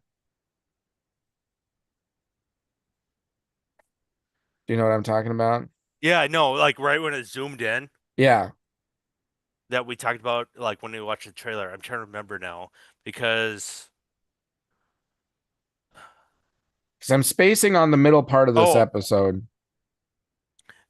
I don't know how I was confused by this, but they said because when they show up to that planet where they're at on and their little turd ship, if you want Yeah. to call it that, when they zoom in, somehow they know they're like there's a Jedi on board. Because Mm. when it zoomed in and I started blaster firing them, Yeah. and they're like, "This is your final warning. We know you have a Jedi on board." Yeah. How do they know that? I don't recall. But anyways, it's the gal. Yeah. And Which by the was which she or he on the Star Destroyer? towards the at the end of the episode. Yeah. Yeah. Yeah, yeah. Because she says I'm just gonna surrender myself Yeah. to save this because the To ship looks save the refugees. Yeah. the refuge it's a refugee ship and it's got no like hardly any defense, no She offensive, gives herself up in sacrifice for them to get away and be free. and that's when like the because like the when she saved the people on the planet, like when she used the force, she saved one of the like the blonde haired guys, and he ends up going with her Yep. to help sabotage because they're going to sabotage it by because they have all those like vials of Of that carbonite stuff. carbonate, and they were going to use that to sabotage the ship so they can get away. Yep. Which is another thing. It's like I want to know because as I'm watching this right now, which is like super weird. She had like the cybernetic leg, Mm-hmm. and right now, like I said, the guy that with like the forearms and the trank Yep. from Attack of the Clones, whatever his species is, like camouflaged her leg to actually look like a leg. Yeah. I I was like, what the fuck is going on here? yeah, it Like, was like a cloaking device that made it yeah. appear like a real leg, but it wasn't. And she also had the same like high-tech high heels from the first episode where you Oh know, yeah, yeah. they like adjust and it allows her to like move really quickly, if I recall. And I mean, I'll get to it. Maybe I should be quiet and let you No, talk no, a little go for it. bit. No, I think you're remembering this one better than I am. So this is good that you're. Um, but so she sacrifices herself to like to save the refugees to go back. Uh, was there? Oh, because it was like it's like flashbacks throughout the entire Yeah. episode Yep. of this like her former master, Yep. which I don't know. I don't know how to start this conversation. It looks like a woman, long hair, beautiful eyes, and like everything about it, but it has a dude's voice. Like you could Yeah. tell. It's like I don't what. Let me you talk. To me, I don't know how to start this conversation. Like Yeah. of her former master was just like I was like, what? I literally at one point I was like, what the hell?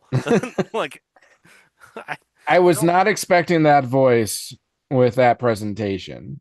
Um, Nothing against it. But yeah, I don't know if it's a man or a woman. Again, that no problem with that. But again, like what we mentioned earlier is that you're trying to develop um you're trying to create these characters in your mind and understand them. So it it kind of draws your attention towards like trying to understand the character, and then you end up like not following the story a little bit as it's progressing. So that's kind of how it was portraying for me. um but yeah, I mean, I it was her master that had fallen, I guess, because now she's the master is a Sith. Did they get behind how she became a Sith? I'm gonna say she, because that's what like it appeared to me. um She never became a Sith. but she was with the Empire. Mm-mm. No, Okay, what he am I he he he switched like or I don't know, he she whatever. well, that's who I'm saying is the master switched. The master That's what I'm switch. Yeah. saying. That's what Yes. I'm But not but not F. this is where I get confused because she said you can't be alive. I saw you die Right. because there was a flashback scene, and that's where I get confused. So it's like, who is this? Because there's like I think it truly was the master. you really think it's not some weird No, illusion, because like illusion or something that's like, because it's anime. You don't know what right. like the direction and everything of like where. Because I do remember before because just to jump, they end up dueling, they fight, and F kind of sacrifices her body and like detonates one of those carbonite things on her, so like the carbonite starts spreading on her former master. um and as it's like Yeah, engulfing her, uh the the character makes the comment, "My, you've grown," which alludes to, and then F responds, "Master," or something like that, alluding to that it was the master. And the master was commenting to the student, "You've grown because you were able to like defeat me, overcome me." oh, okay. Does that make sense? Yep. I can see. Telling That's me, that's how and I you're interpret it. you're telling me I don't. You got a good memory too. Like I kind of forgot the details of that. Well, I watched these last night, and obviously as I'm watching them, we're getting later into the evening as I'm getting into the later episodes, and I was fighting staying awake at towards the end of this one, and I haven't had time to watch it a second time through. So I'm basing off my initial reactions of watching it once. So that's why I kind of spacey in the middle of this, but I do recall when F defeats the Sith, that she makes the Sith whatever makes the comment, that you've grown, calls by name or something and mentions that you've grown, and then the F realizes that it truly was her master. That was my interpretation of it, at least. And then the blonde haired dude comes and like rescues her. So like she rescued him, and now he rescues her, and but she's like missing what, All over. almost all of her limbs except one arm, if I Yeah. remember correctly. Yep. Just the one arm. And Uh and, and I find it funny because I think we talked about, as I just saw a scene of like her former master was asked, like, I think asking her to join, you know, be on him, he or she side, whatever, him. yep. Um, but then he like, and she's in this like, what is it, like a dome simulator, Yeah. that's why I was starting to get really confused because all of a sudden like the field turns into roses, Mm-hmm. and the master said, you set this next to my grave, or wherever he was put to rest. Mm-hmm. That's why I was like, the whole time I thought this is like a weird simulation Simulation. that she's in, but actually it's not. Right. And and that was another aspect of like when they, because let me start over. A platform lifted up with a lightsaber, and it was yellow. Mm-hmm. Isn't there's a reason why a lightsaber could be, and like you said, sometimes it's the wielder that designates like the color, or Well, that maybe. was in the Ninth Jedi, which isn't canon. The color is determined by the wielder. The length, the girth, the color, and all that is, and like the clarity of the color is dependent on the wielder. But in canon, typically yellow lightsabers were wielded by like the Guardians, Yeah. um, the Jedi Temple Guardians, and hers is like a katana. It's like a Yeah. Yeah. saber sword, but it's like in the shape of a so it's got kind of a bent, a little bit of a bent blade. Looks more like an actual sword, just yellow light. So kind of like the dark saber, but in a curved, slightly curved manner. And I just got the fight right now in the background just popped up Okay. where she pulls. Oh, I know. Oh my God, I love this. Like she does the pulls the lightsaber. Like the Qui-Gon. The yeah. There's a they call there's like There's a certain there's stance, yeah. a name for it, but the Qui-Gon stance, and then she pulls it back, and I think, God, who does that stance where you Well, like where you pull it back and you just look at your enemy like this and oh sure. ah, I mean, I can think of Obi-Wan Kenobi, think of Qui-Gon. I know like Kenobi also has a stance His, where he his fingers are like. God, whose stance is that? Because like I thought about it right away when I first saw it. Now I can't. Now I'm Does blinking. Ahsoka have a stance like that? But she's like, she's got the dual saber, so she's kind of like. I don't know. We're not gonna waste too much time on it, but anyways, yeah, it's yellow, and I see what you're talking about. It looks like Like a katana is a Japanese sword. yep, yep. Which I could see where this concept comes from. It's If it's the oh Ronin from the duel has a similar sword too. He's got yeah, a yeah, red katana type. you're totally right. Yep. So I don't know. And again, none of this is canon. Each artist is doing their own like episode to to make entertainment. Yeah, So I we could talk about it like, but is it really like Star Wars? Yes and no. Like that's the answer. Yes and no. yeah. Like in my opinion, I can be entertained and feel like it's like a Star Wars flavor to it.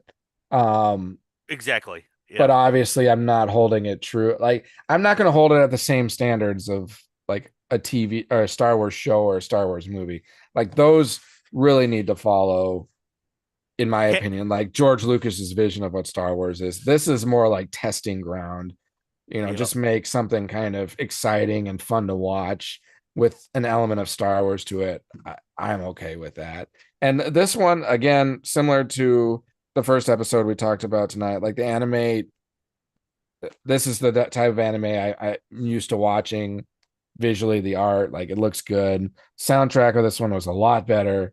Um, so there were a lot of elements that I really enjoyed about this one, and so I would probably agree, even though it's the one I'm having a harder time remembering because I was fighting staying awake, being so late at night. But it was the one that I enjoyed the most of these three. Um, so yeah, it definitely some cool stuff with visions, and we'll be Um. watching. Oh, go ahead. Oh no, I was gonna finish off like this episode though, like Oh, sure. the visual, like I did not care. I'd say the previous two episodes, eh, the visual artwork in this. Well, thank God that was my end cap of watching, like because it Of was these three. because because it finally like I was like, oh God, okay, it's good. It's good again. Yeah. Because I thought the artwork was great. The gal that's the Jedi, and she wants to fight to save, like it's like my former master taught me this is like you kind of like this is the way of the Jedi. Yeah. Even though like the former master being now on the dark side, telling her like I'll take you in if you learn this side. Like Yeah. you just the whole conflict, but that whole element of them in that like like I said, the dome, and when the blonde guy disables like part of the ship Yep. with a carbonite, all of a sudden like it just like disappears, and all you see is stars. Yep. That was beautiful. Yeah, it was. Absolutely beautiful. And that's when they start doing a lightsaber battle. Yep. And so I was like, this is awesome. And then the whole trickery, I did not see that coming, where she gets literally Anakin Skywalkered, Yeah. where like all of her limbs except her one arm just gets severed, all for her just like to plant the carbonite on her former master. Yep. And then he starts like, freezing up and everything. The blonde guy saves him. My question to you though, and when I was watching this scene, because she already had a prosthetic leg, Mm-hmm. there was a scene where like her leg like opens up, but it because they're fighting in a rose garden Yep. that she initially gave a rose to her master's like gravesite, Yep. because he she whatever Yep. makes a reference about it. You got any insight about what that was all about and why it's a rose, like this giant rose garden? And I mean, I think it's just playing off of the trying to figure out if this master or if this Sith is truly the master or not. Because only um it also could be playing off a vision of or like of her own. She could be producing the surroundings through her own, I don't know, connection with the Force because she's the one that planted the rose at the gravesite. How would the master know if that is the master unless if he's if he's yeah, dead, unless it is the master who later like who's been watching and later visited the gravesite? I don't know. So is it manifesting based off of um F's own connection with the Force, or is it the Sith who's playing off of the fact that she put roses at it, so it's trying to be a form of distraction and make her question like who this person is to bring down her defense a little bit. I don't know. It mhm. I think there's many interpretations that could be made here. Again, I'm doing this based off of just watching it once. I'm sure I'm going to have to watch this one again. I'm sure I'll watch all of them over again. Um, but I really want to pay attention to this one further again. So I might have different feelings of that after rewatching it a time or two. But as I sit right now, that's kind of my take on that. Gotcha. Like I said, of the three that I watched, like, five, six, or what's this? Yeah, Five, six, seven. yep. This one Or was wait, no, four, five, six. Sorry, four, four, five. five, six. Yeah, four, five, six. Yep.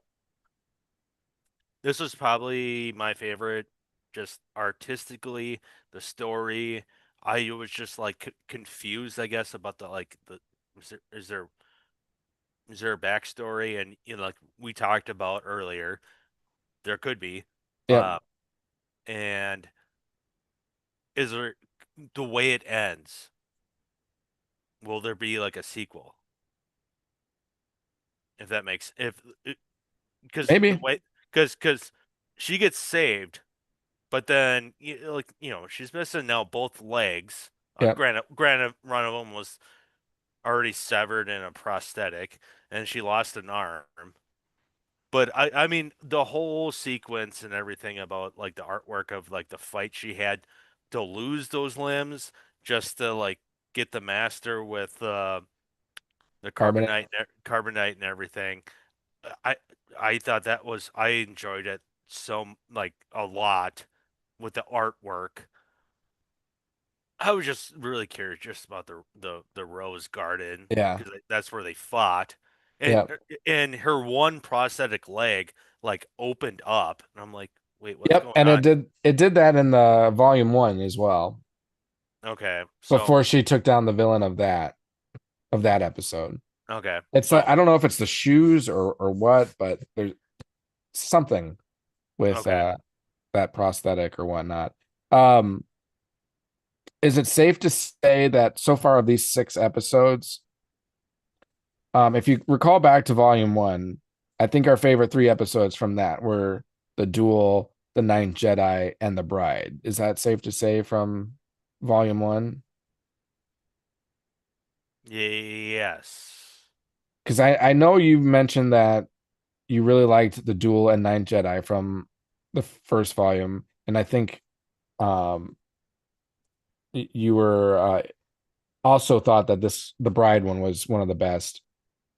I think it's interesting that those 3 stories, at least for me, are my favorite so far of the 6 that we've seen. So the continuation stories or the whether this Lost Ones is a prequel or a sequel,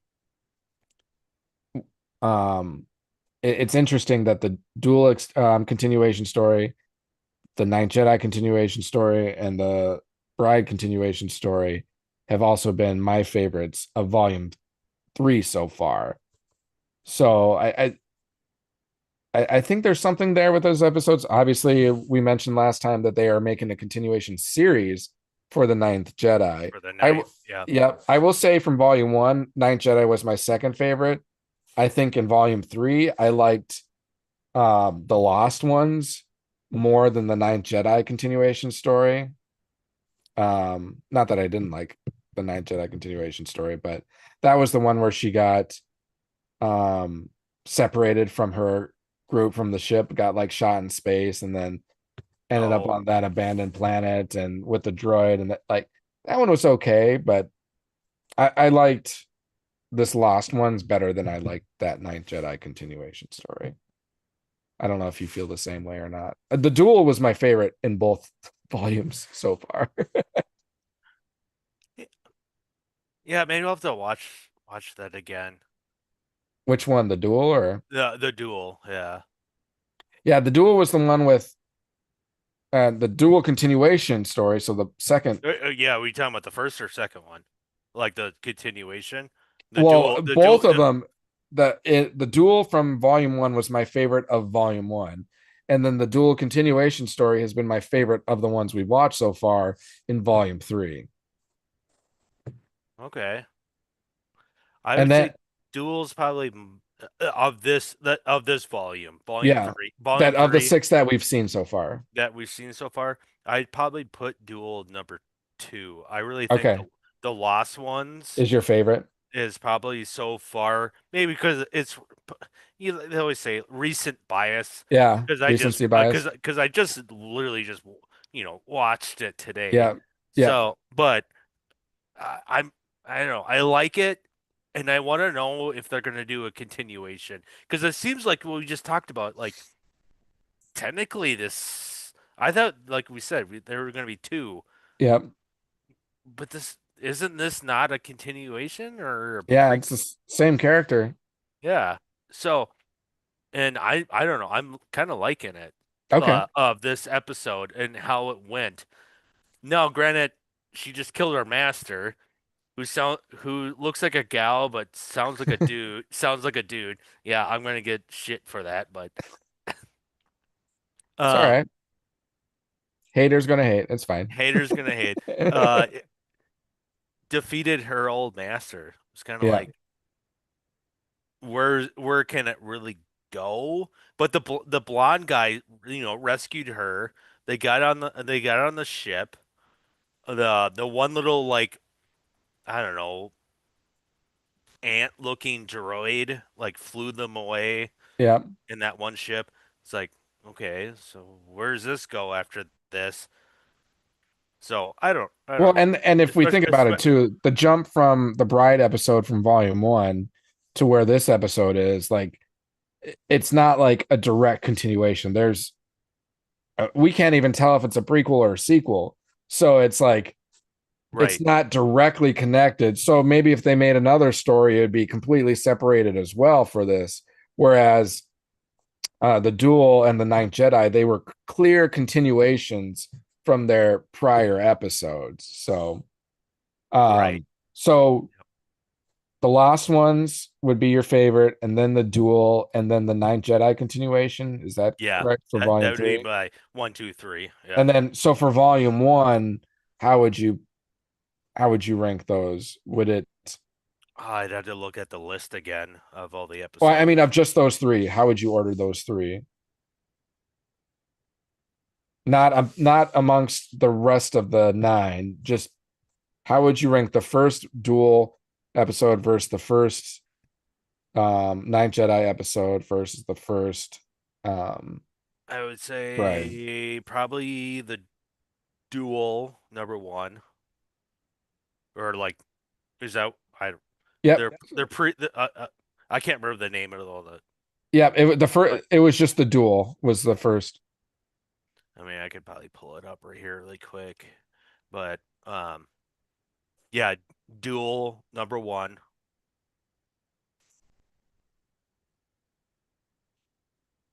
And then where would you rank the Ninth What? Jedi and the Bride? Because is that what it's called, the Bride? Yeah. It was like the sixth episode or fifth episode No, I don't see it. from volume one. Uh-uh. I'm gonna look it up too. That might be a different. Might have a different name. Star Wars Visions Volume One episodes. But yeah, I'll do Duel and probably Ninth Jedi. No, yeah, episode 4, The Village Bride. Yeah, the Village Bride. Sorry. That's what it's called. Yeah, Yep. I need to rewatch that one. I think that's definitely her. She's got the ring. Yep. Uh, Okay, so Because I mean, if I my favorites of these, so the Duel was my favorite, and then I would actually probably say the Elder, then the Ninth Jedi, and then the Village Bride. So if I'm just ranking the three continuation stories, I would say the Duel was my favorite, then the Ninth Jedi, and then the Village Bride. But in this volume, I would say the Duel continuation is my favorite. But then I would say the Village Bride continuation was my second favorite. And then the Ninth Jedi would be my third favorite. okay. The more I think about it, I'd probably be on the same. Well, no, I think I told you. What did I say? You liked the Village Bride continuation the best. So the Lost Uh, Ones, the most recent episode, you would put that one first, and then First. you would put Yep. the Duel, and then you would put the Ninth Jedi continuation. Yep. Yep. Okay. Yep. Yeah, I sounds wish good. I wish they would have, like, uh in the description, like, the episode, like, the Duel, and then colon payback, the Ninth Yeah, Jedi colon child of hope.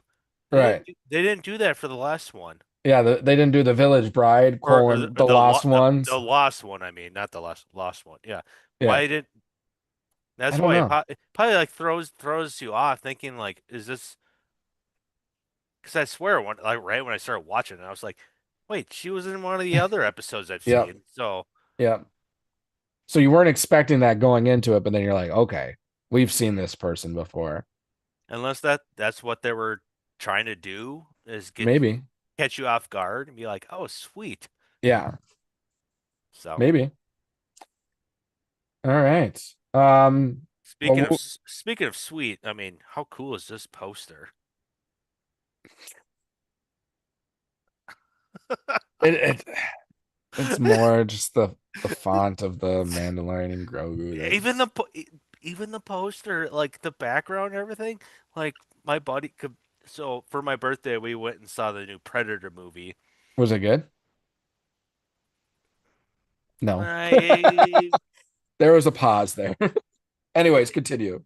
But like, we, like, walk out of the theater, and I was like, oh, what the hell? They already got a poster for this? It doesn't come out till May of next year.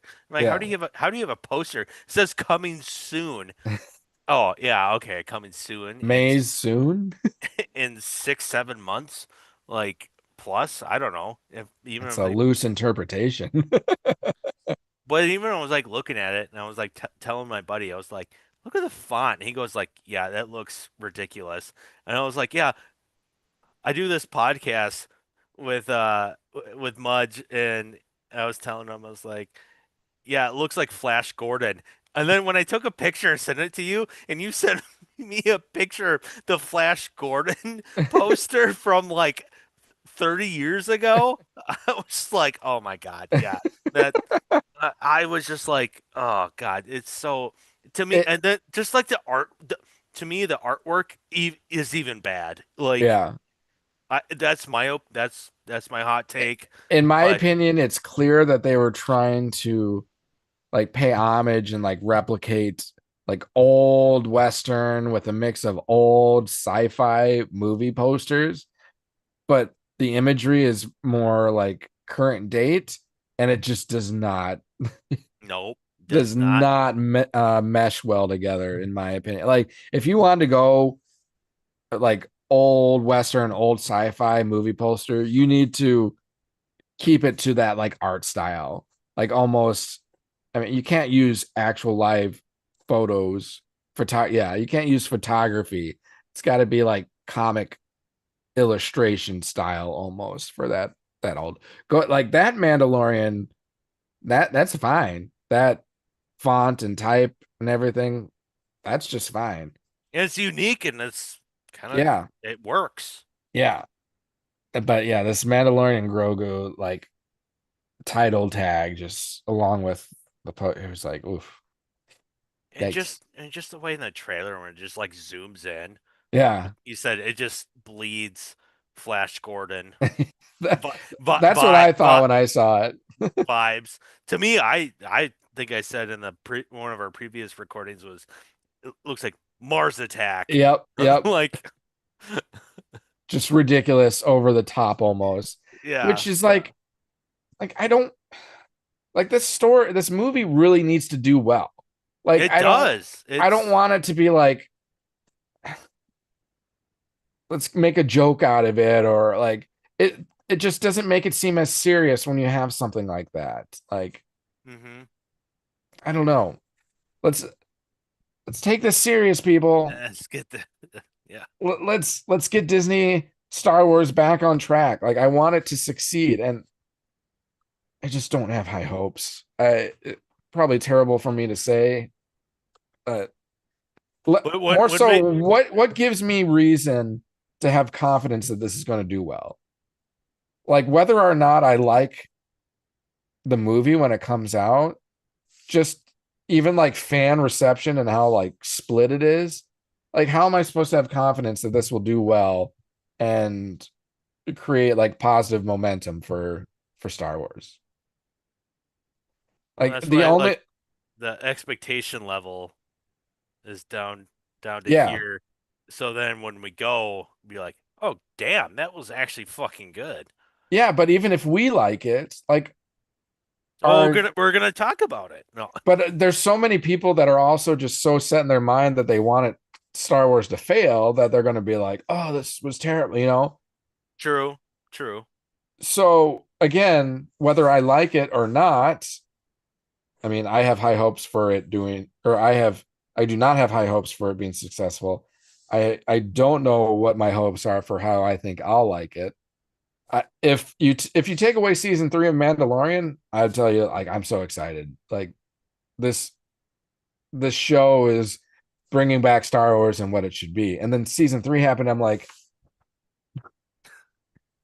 we had it. We had it. We had something cooking. And then we just trashed it. Um, I shouldn't say trashed it because there were still some decent things, but there were a lot of terrible things in that season 3. Um, Come on, rebellion is built on hope. I think no. that's 2 weeks in a row I've got the chance to quote that. Rebellions are built on hope. But you can't have hope without also the feeling of doom, right? Like if everything's going well and everything's fine, is it possible to have hope? Because what are you hoping for if everything's good? So you Well, have to have an element of doom to have hope. I I mean, yes, but So, right? Right. Okay. yeah, no, yeah. Touche. Touche. Touche, touche, touche. You got me. You got me there. It's just like you can't have good if you don't have evil. You can't have hope if you don't have the thought of being screwed. um, I was just thinking of the scene in um Rogue One where yeah, literally nobody was on board. yeah. Everyone's like, "Fuck this. We're not gonna attack whatever planet and get the Scarif Death and get the plans. scare and get the Death Star plans." Everyone's like, "Fuck this," and then it wasn't until the one gal was just like, "Rebellion was built on hope." Yeah, So that's what got people like, because they were ordered to stand down. yeah. Then you get not General Akbar, but Admiral whatever. Radis. Admiral Yeah, Radis. yeah. Got everyone on, like his fleet was going. Everyone's like, screw what the high command says. Yeah. Screw Fuck the it, council. council. We're fucking doing this. Yeah. Well, because Jin and Cassian, they're like, we're Yeah, see, going, whether we're getting support or not, we're going. And then I think Admiral Radis was inspired by that and being like, if they're going, we're going to yeah, support. We're bringing in the cavalry. yep. Um, and then yeah, and I So totally get it. that's what I I'm totally saying. get it. Like we could all Totally get it. be Debbie Downers, but some of us can say, "Hey, rebellion was built on hope, so there's hope." So that's my cheesy Cordy, And I do. I that and is Rogue One and the Andor or seasons are so good. were the best Disney Star Wars we've gotten. So there, we do know what Disney is capable with Star Wars. It's just, can we maintain that level of excellence, please? Can we And not have like and Acolyte? Can we not have? some of Mando was good. Oh Like yeah, you said, season 1 and 2, Mando. it was season 3 that was like, who Season took? 2 was peak Mando. Like, dude, Oh God, yeah. such a great scene. Like I cried and I almost cried at the end of that last episode of season 2. When Um, Luke takes Grogu away. Is oh, that? just seeing Red 5 come through and Oh like yeah. you're like, I know who that is. I know who that is. And then you see like his cloaked figure walk like beyond the camera and you see that green lightsaber and you're like, oh yeah, And him. I love what's her name that got banned, but Cara she's Dune. yeah, where she's like, oh great, another X-wing. Yeah, what is that gonna do? What's that gonna do? One Little do X-wing? you know, That's it's what she the that's like. X-Wing. I think she's like, oh, there's something coming, and she's like, one X-wing? Oh great, what's that gonna do? Yeah, And little did she know. because right away when I saw that, I was like, I know who It's that Red is. 5. It's Red 5. Yep, It's Luke Skywalker. He's there. it's Red October standing by. Big Red standing by. Big Red standing by. Ah, Uh, I love referencing that scene. I love when someone knows what I'm referencing. oh yeah. Oh Uh, yeah. the Family Guy. Oh my God. Blue Harvest, is that what Family Guy Yeah, Blue Harvest? yeah, Which yep, was the yep, project? yep. Was that the project name for Star Wars? I forget. I think so, but One of the movies, I think it was the project name for it. Blue Harvest. Red October standing by. yeah, it sounds like Sean Sean Connery. Connery. Big Red standing by. It's And like a strip of it's actually like gum. a bubble gum like Yeah, wrapper, just from like Big Red. Big Red standing by. Oh, that genius.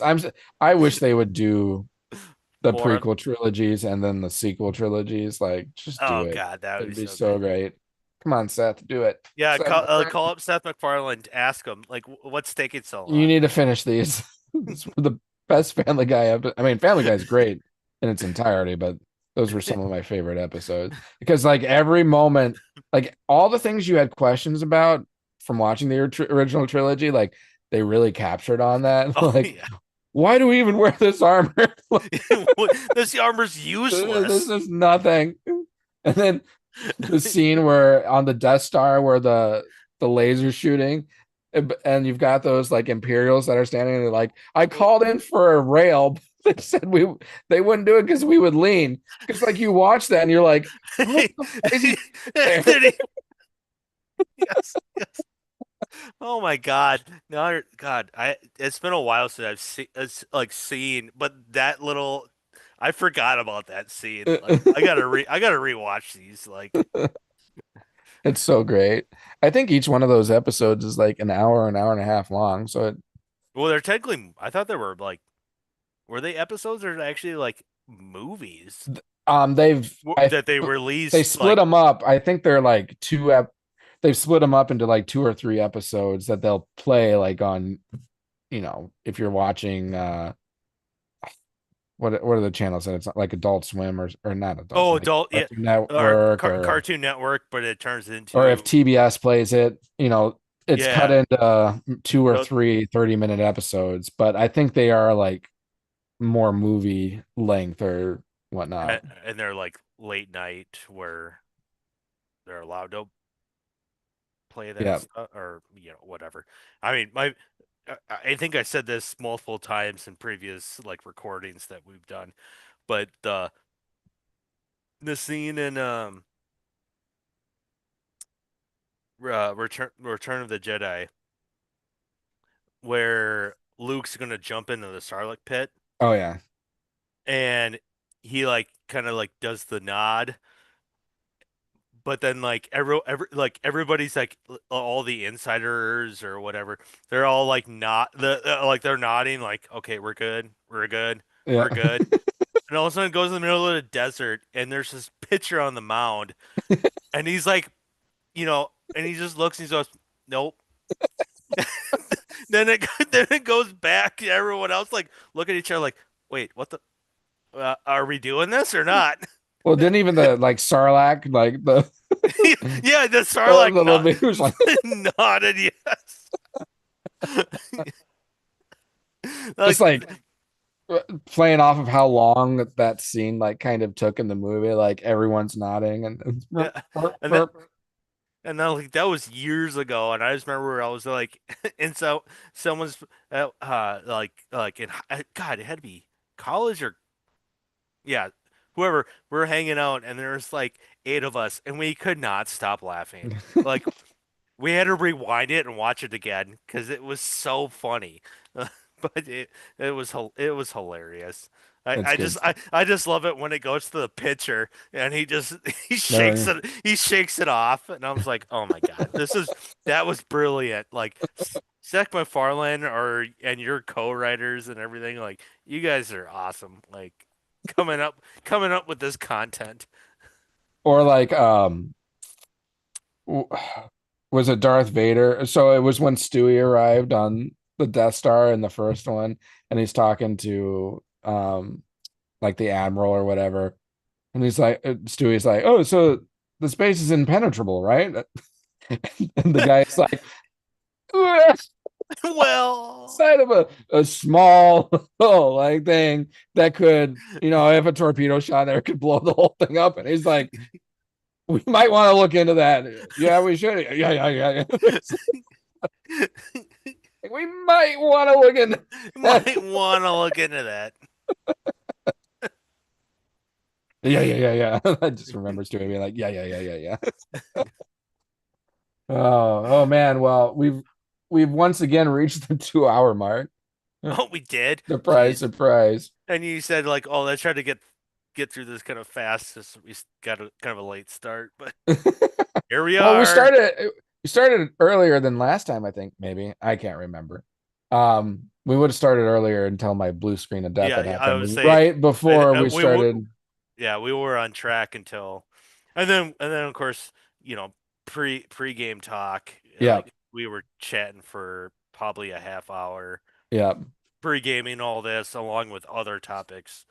yeah. So But it all is good content. It's always fun talking this stuff. So that's why sometimes the time will fly when we don't even realize it's 2 hours long. Yeah, Um, I kept looking down. I was like, holy shit, we've been talking for a while. the only other thing I had, I don't know if we want to talk about it now or if we want to save it for next time, was um the Leslye Headland quote about the Acolyte. I don't know if we want to talk Oh, about that. yeah, might as well. It's kind of recent news. Yeah. Yeah, yeah, go ahead. Um, I think it was from the Wrap or whatever. So uh Leslye Headland was interviewed, and I haven't read the article yet. So let me just put that into context.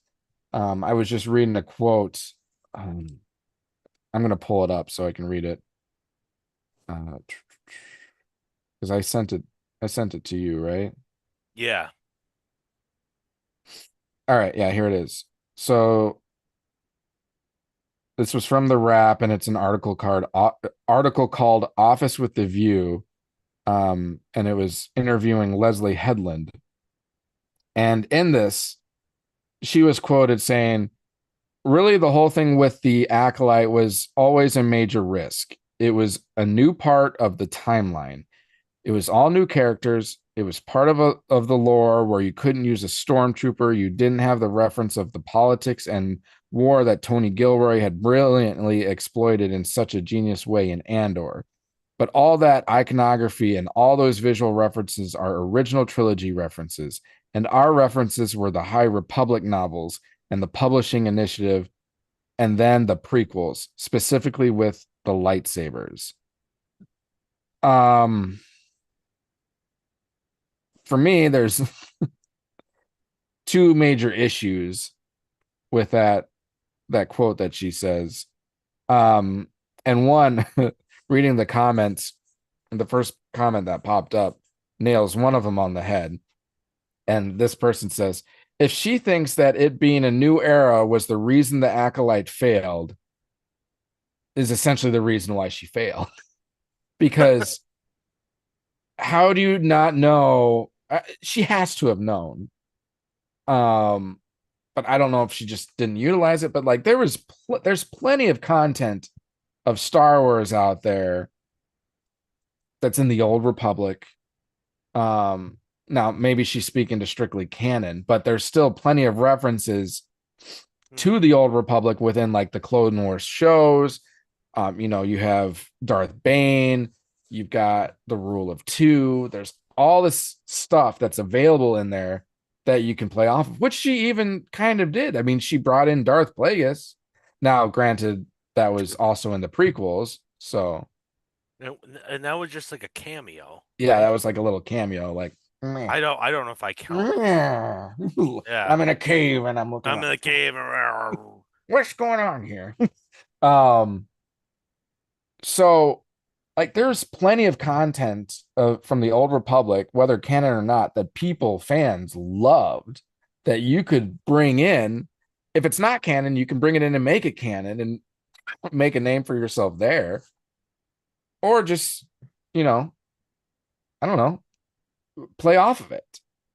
So that was one of the first issues I have with that quote. The second issue is, what is your job? You create stories. Why are you blaming the fact that there might not be content, even though there is, for your inability to make a good story? Um, I think the person who created this franchise didn't have anything to go off of. Like, there was no Star Wars before Star Wars. How did George Lucas make a great story of not having any content to work off? Content. He created the content. So Leslye Headland, be the one that creates the content. Don't rely on other source material. Just create a good story. You didn't do that. So that's why it failed. I I don't mean, know. look at everything that we're watching in Visions. Yeah. Granted, some of it maybe piggybacks a little bit Most of it on, isn't though. but a lot of it's like really original in its own story. Yeah. It's not like you're bringing in Obi-Wan or Luke Skywalker or Yoda. Like, Yeah. no, it's yeah, it's Star Wars universe, sure, but it creates. I mean, sure, like the episode we're talking about where they're on Tatooine. Are you borrowing the idea that there's a planet called Tatooine, is a desert, blah blah, but you also make it your own. Like Yep. we just take place, like this story takes place here, but Yep. we're not like other than that, we're not taking anything else. So content wise, like really, Yeah. you, It you just need seems you need that, you think, to make a successful TV series or what, but sorry, go ahead. it just seemed like excuses. Yeah, Just again, I yeah. haven't read the full article, so maybe this is being taken out of context, and I do plan on reading it. So just want to set that precedent right there. Like I haven't actually read the full article. I just read this portion of it, this quote. Um, but if I'm looking at it at just the quote, it's like, I mean, even out of context, it seems like she's creating excuses for she's saying, hey, look, Tony Gilroy had all of this to use, obviously knowing like the awards it went up for and how successful that show was. So she's alluding to the fact that hers wasn't as good because according to her, she didn't have any source material really to work off of. That's just no. It's because you didn't create a good product. You didn't create a good story. And not to say that everyone didn't find it to be good, but a majority of the fan base didn't look at it as good content. So you just, And you can't blame Tony Gilroy for. I think a lot of his stuff, like I said, is like, sure, here's a premise, but I'm expanding on it.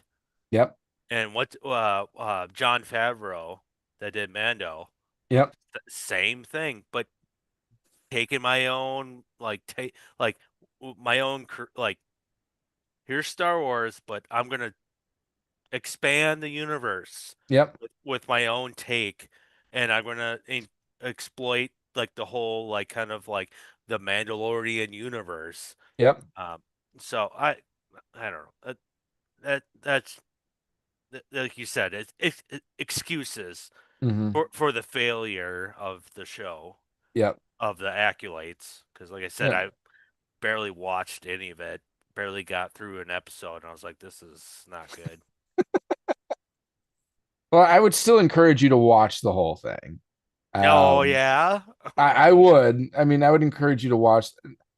I'm not going to say you're going to be happy with the result, but just like, trying new food, try everything once. So, Try everything once. Well, I said I already did. I did the first episode, and I was like, "This is I not mean, good. though, It just tastes awful." Like like there are I a few good things that I enjoy. Like I did enjoy I even forget the guy's name. The big baddie, like the Sith from that. I thought his character was very captivating and interesting. The lightsaber fights were pretty spectacular. Those were really cool. Um, but outside of that, it's pretty outside much of that, all I got. there you go. It's pretty much all I got there. Here's the Um, pie. Here's the pie. You got to eat from the outside in to get yeah, to the good part in the middle. Like yeah, yeah, sweet, exactly. sweet and warm and everything. No. Yeah, there was one episode that was like, all right, this is a decent episode. And I think there was 8 total, and it's like the rest were like garbage. And just Yep.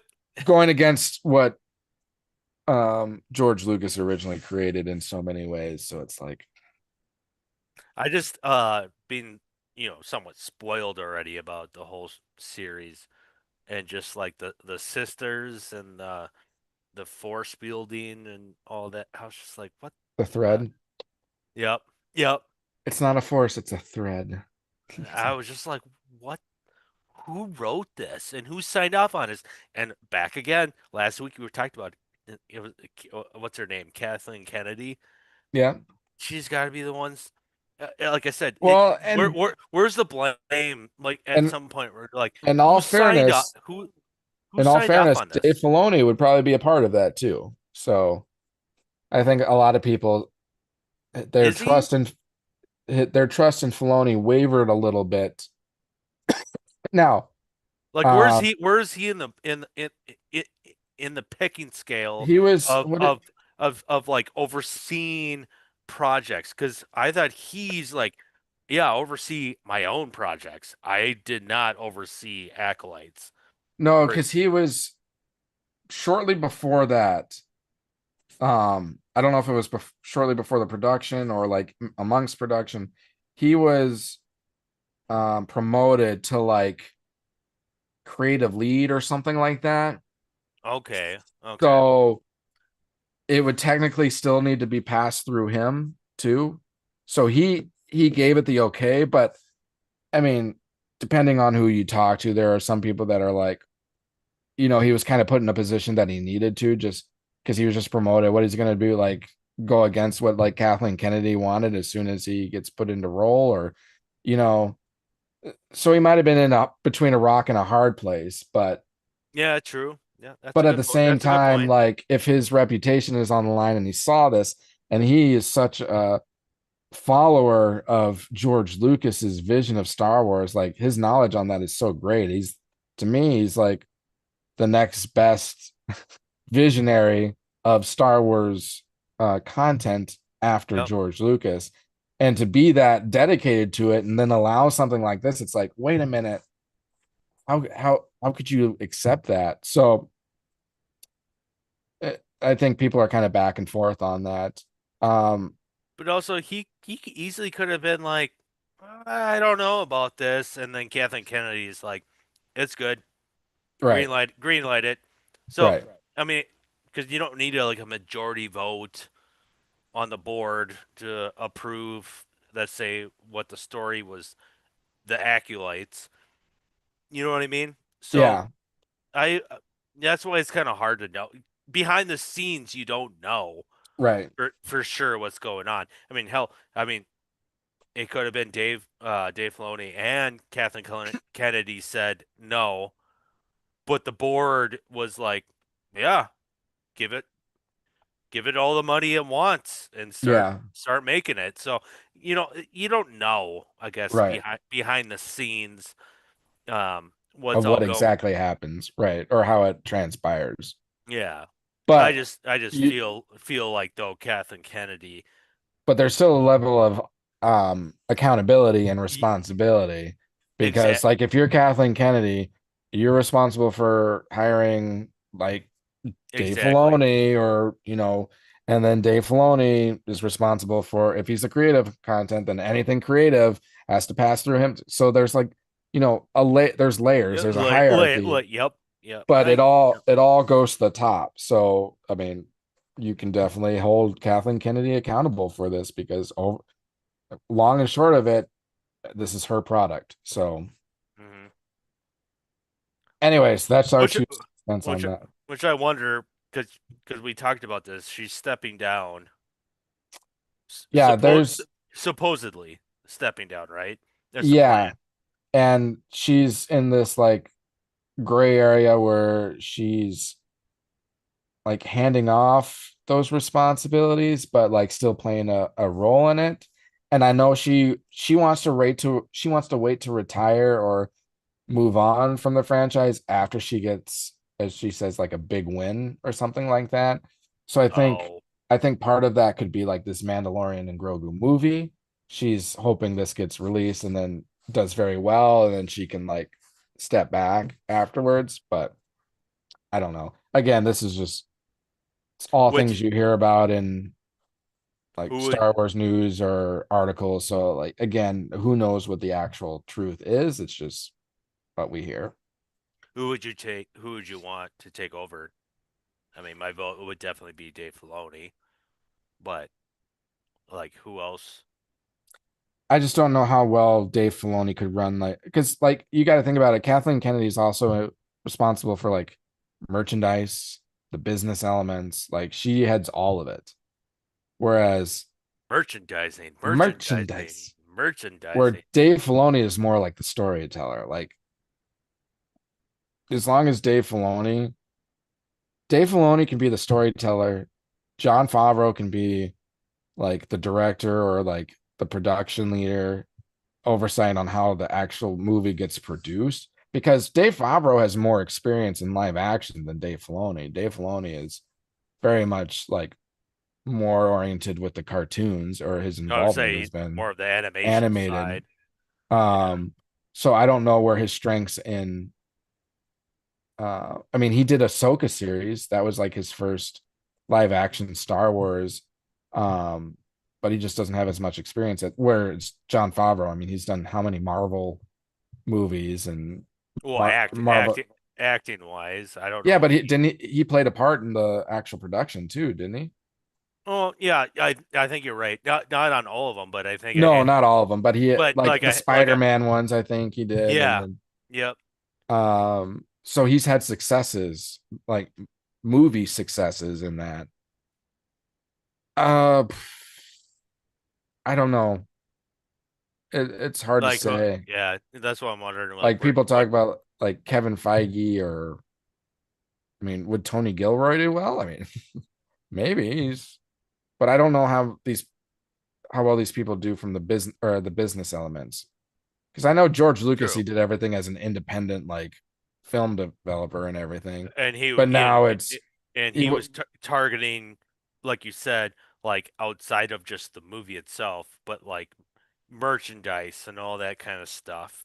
Like yeah, George Lucas kind of like oversaw all that and was I would say pretty good at it. yep, That's why he's got so much goddamn money that he was like, "Yeah, I'll sell Star Wars. yep, I'm already rich as it is." yep. And now is he regretting it? Yeah, yeah. Um, sorry, I was just hold on. I'm just making sure I don't hear a child screaming.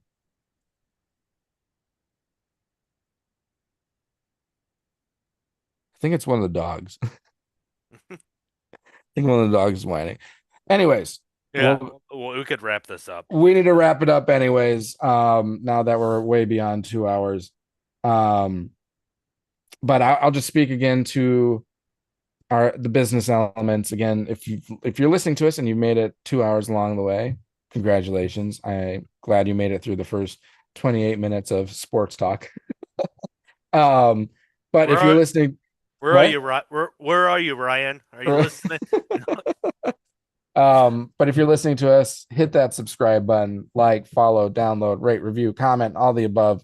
We greatly appreciate it. And you're definitely going to want to subscribe because you don't want to miss out on uh, the prize giveaways we're going to be getting at 200 subscribers and then 500 subscribers. That 500 one being a legit lightsaber that you can duel with and everything. You're going to want to be a part of that. So make sure you're public so I can enter your name into the drawing. And also speak to our social media handles because you always got to give those social media handles a shout out. You can find us on Twitter at DetBlock AA23 pod, on Instagram at detention underscore block underscore AA underscore 23, and our Facebook group and YouTube channel, Detention Block AA 23, a Star Wars podcast. And you can also find us on Twitter at DetBlock AA 23. Yeah, so follow us on all those handles as well. Any final thoughts, Mr. Bogey? Nope. Another fun podcast, and look forward to next week. We got three more, right?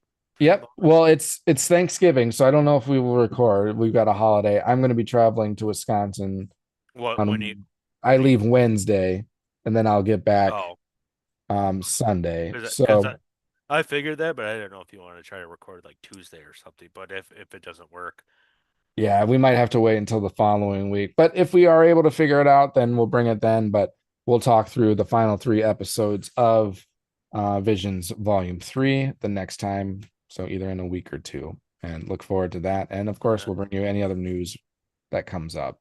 and that's it, right? Because there's only three more. Yeah. So Yep. There's 9. 7, 8, 9. And then we'll go back and we'll finish off Seasons volume 2. volume two where I left off. Yep. Yep. So we'll wrap up Visions with the end of volume 2 again. So until then, have a great rest of your day. Have a great rest of your week. And we look forward to talking with you next time on some more Star Wars. And as always, may the Force be with you. And also, go Pack Go. Pack Go. Live long and prosper. Live long and prosper. All right, catch you later. If the thing wants to stop recording.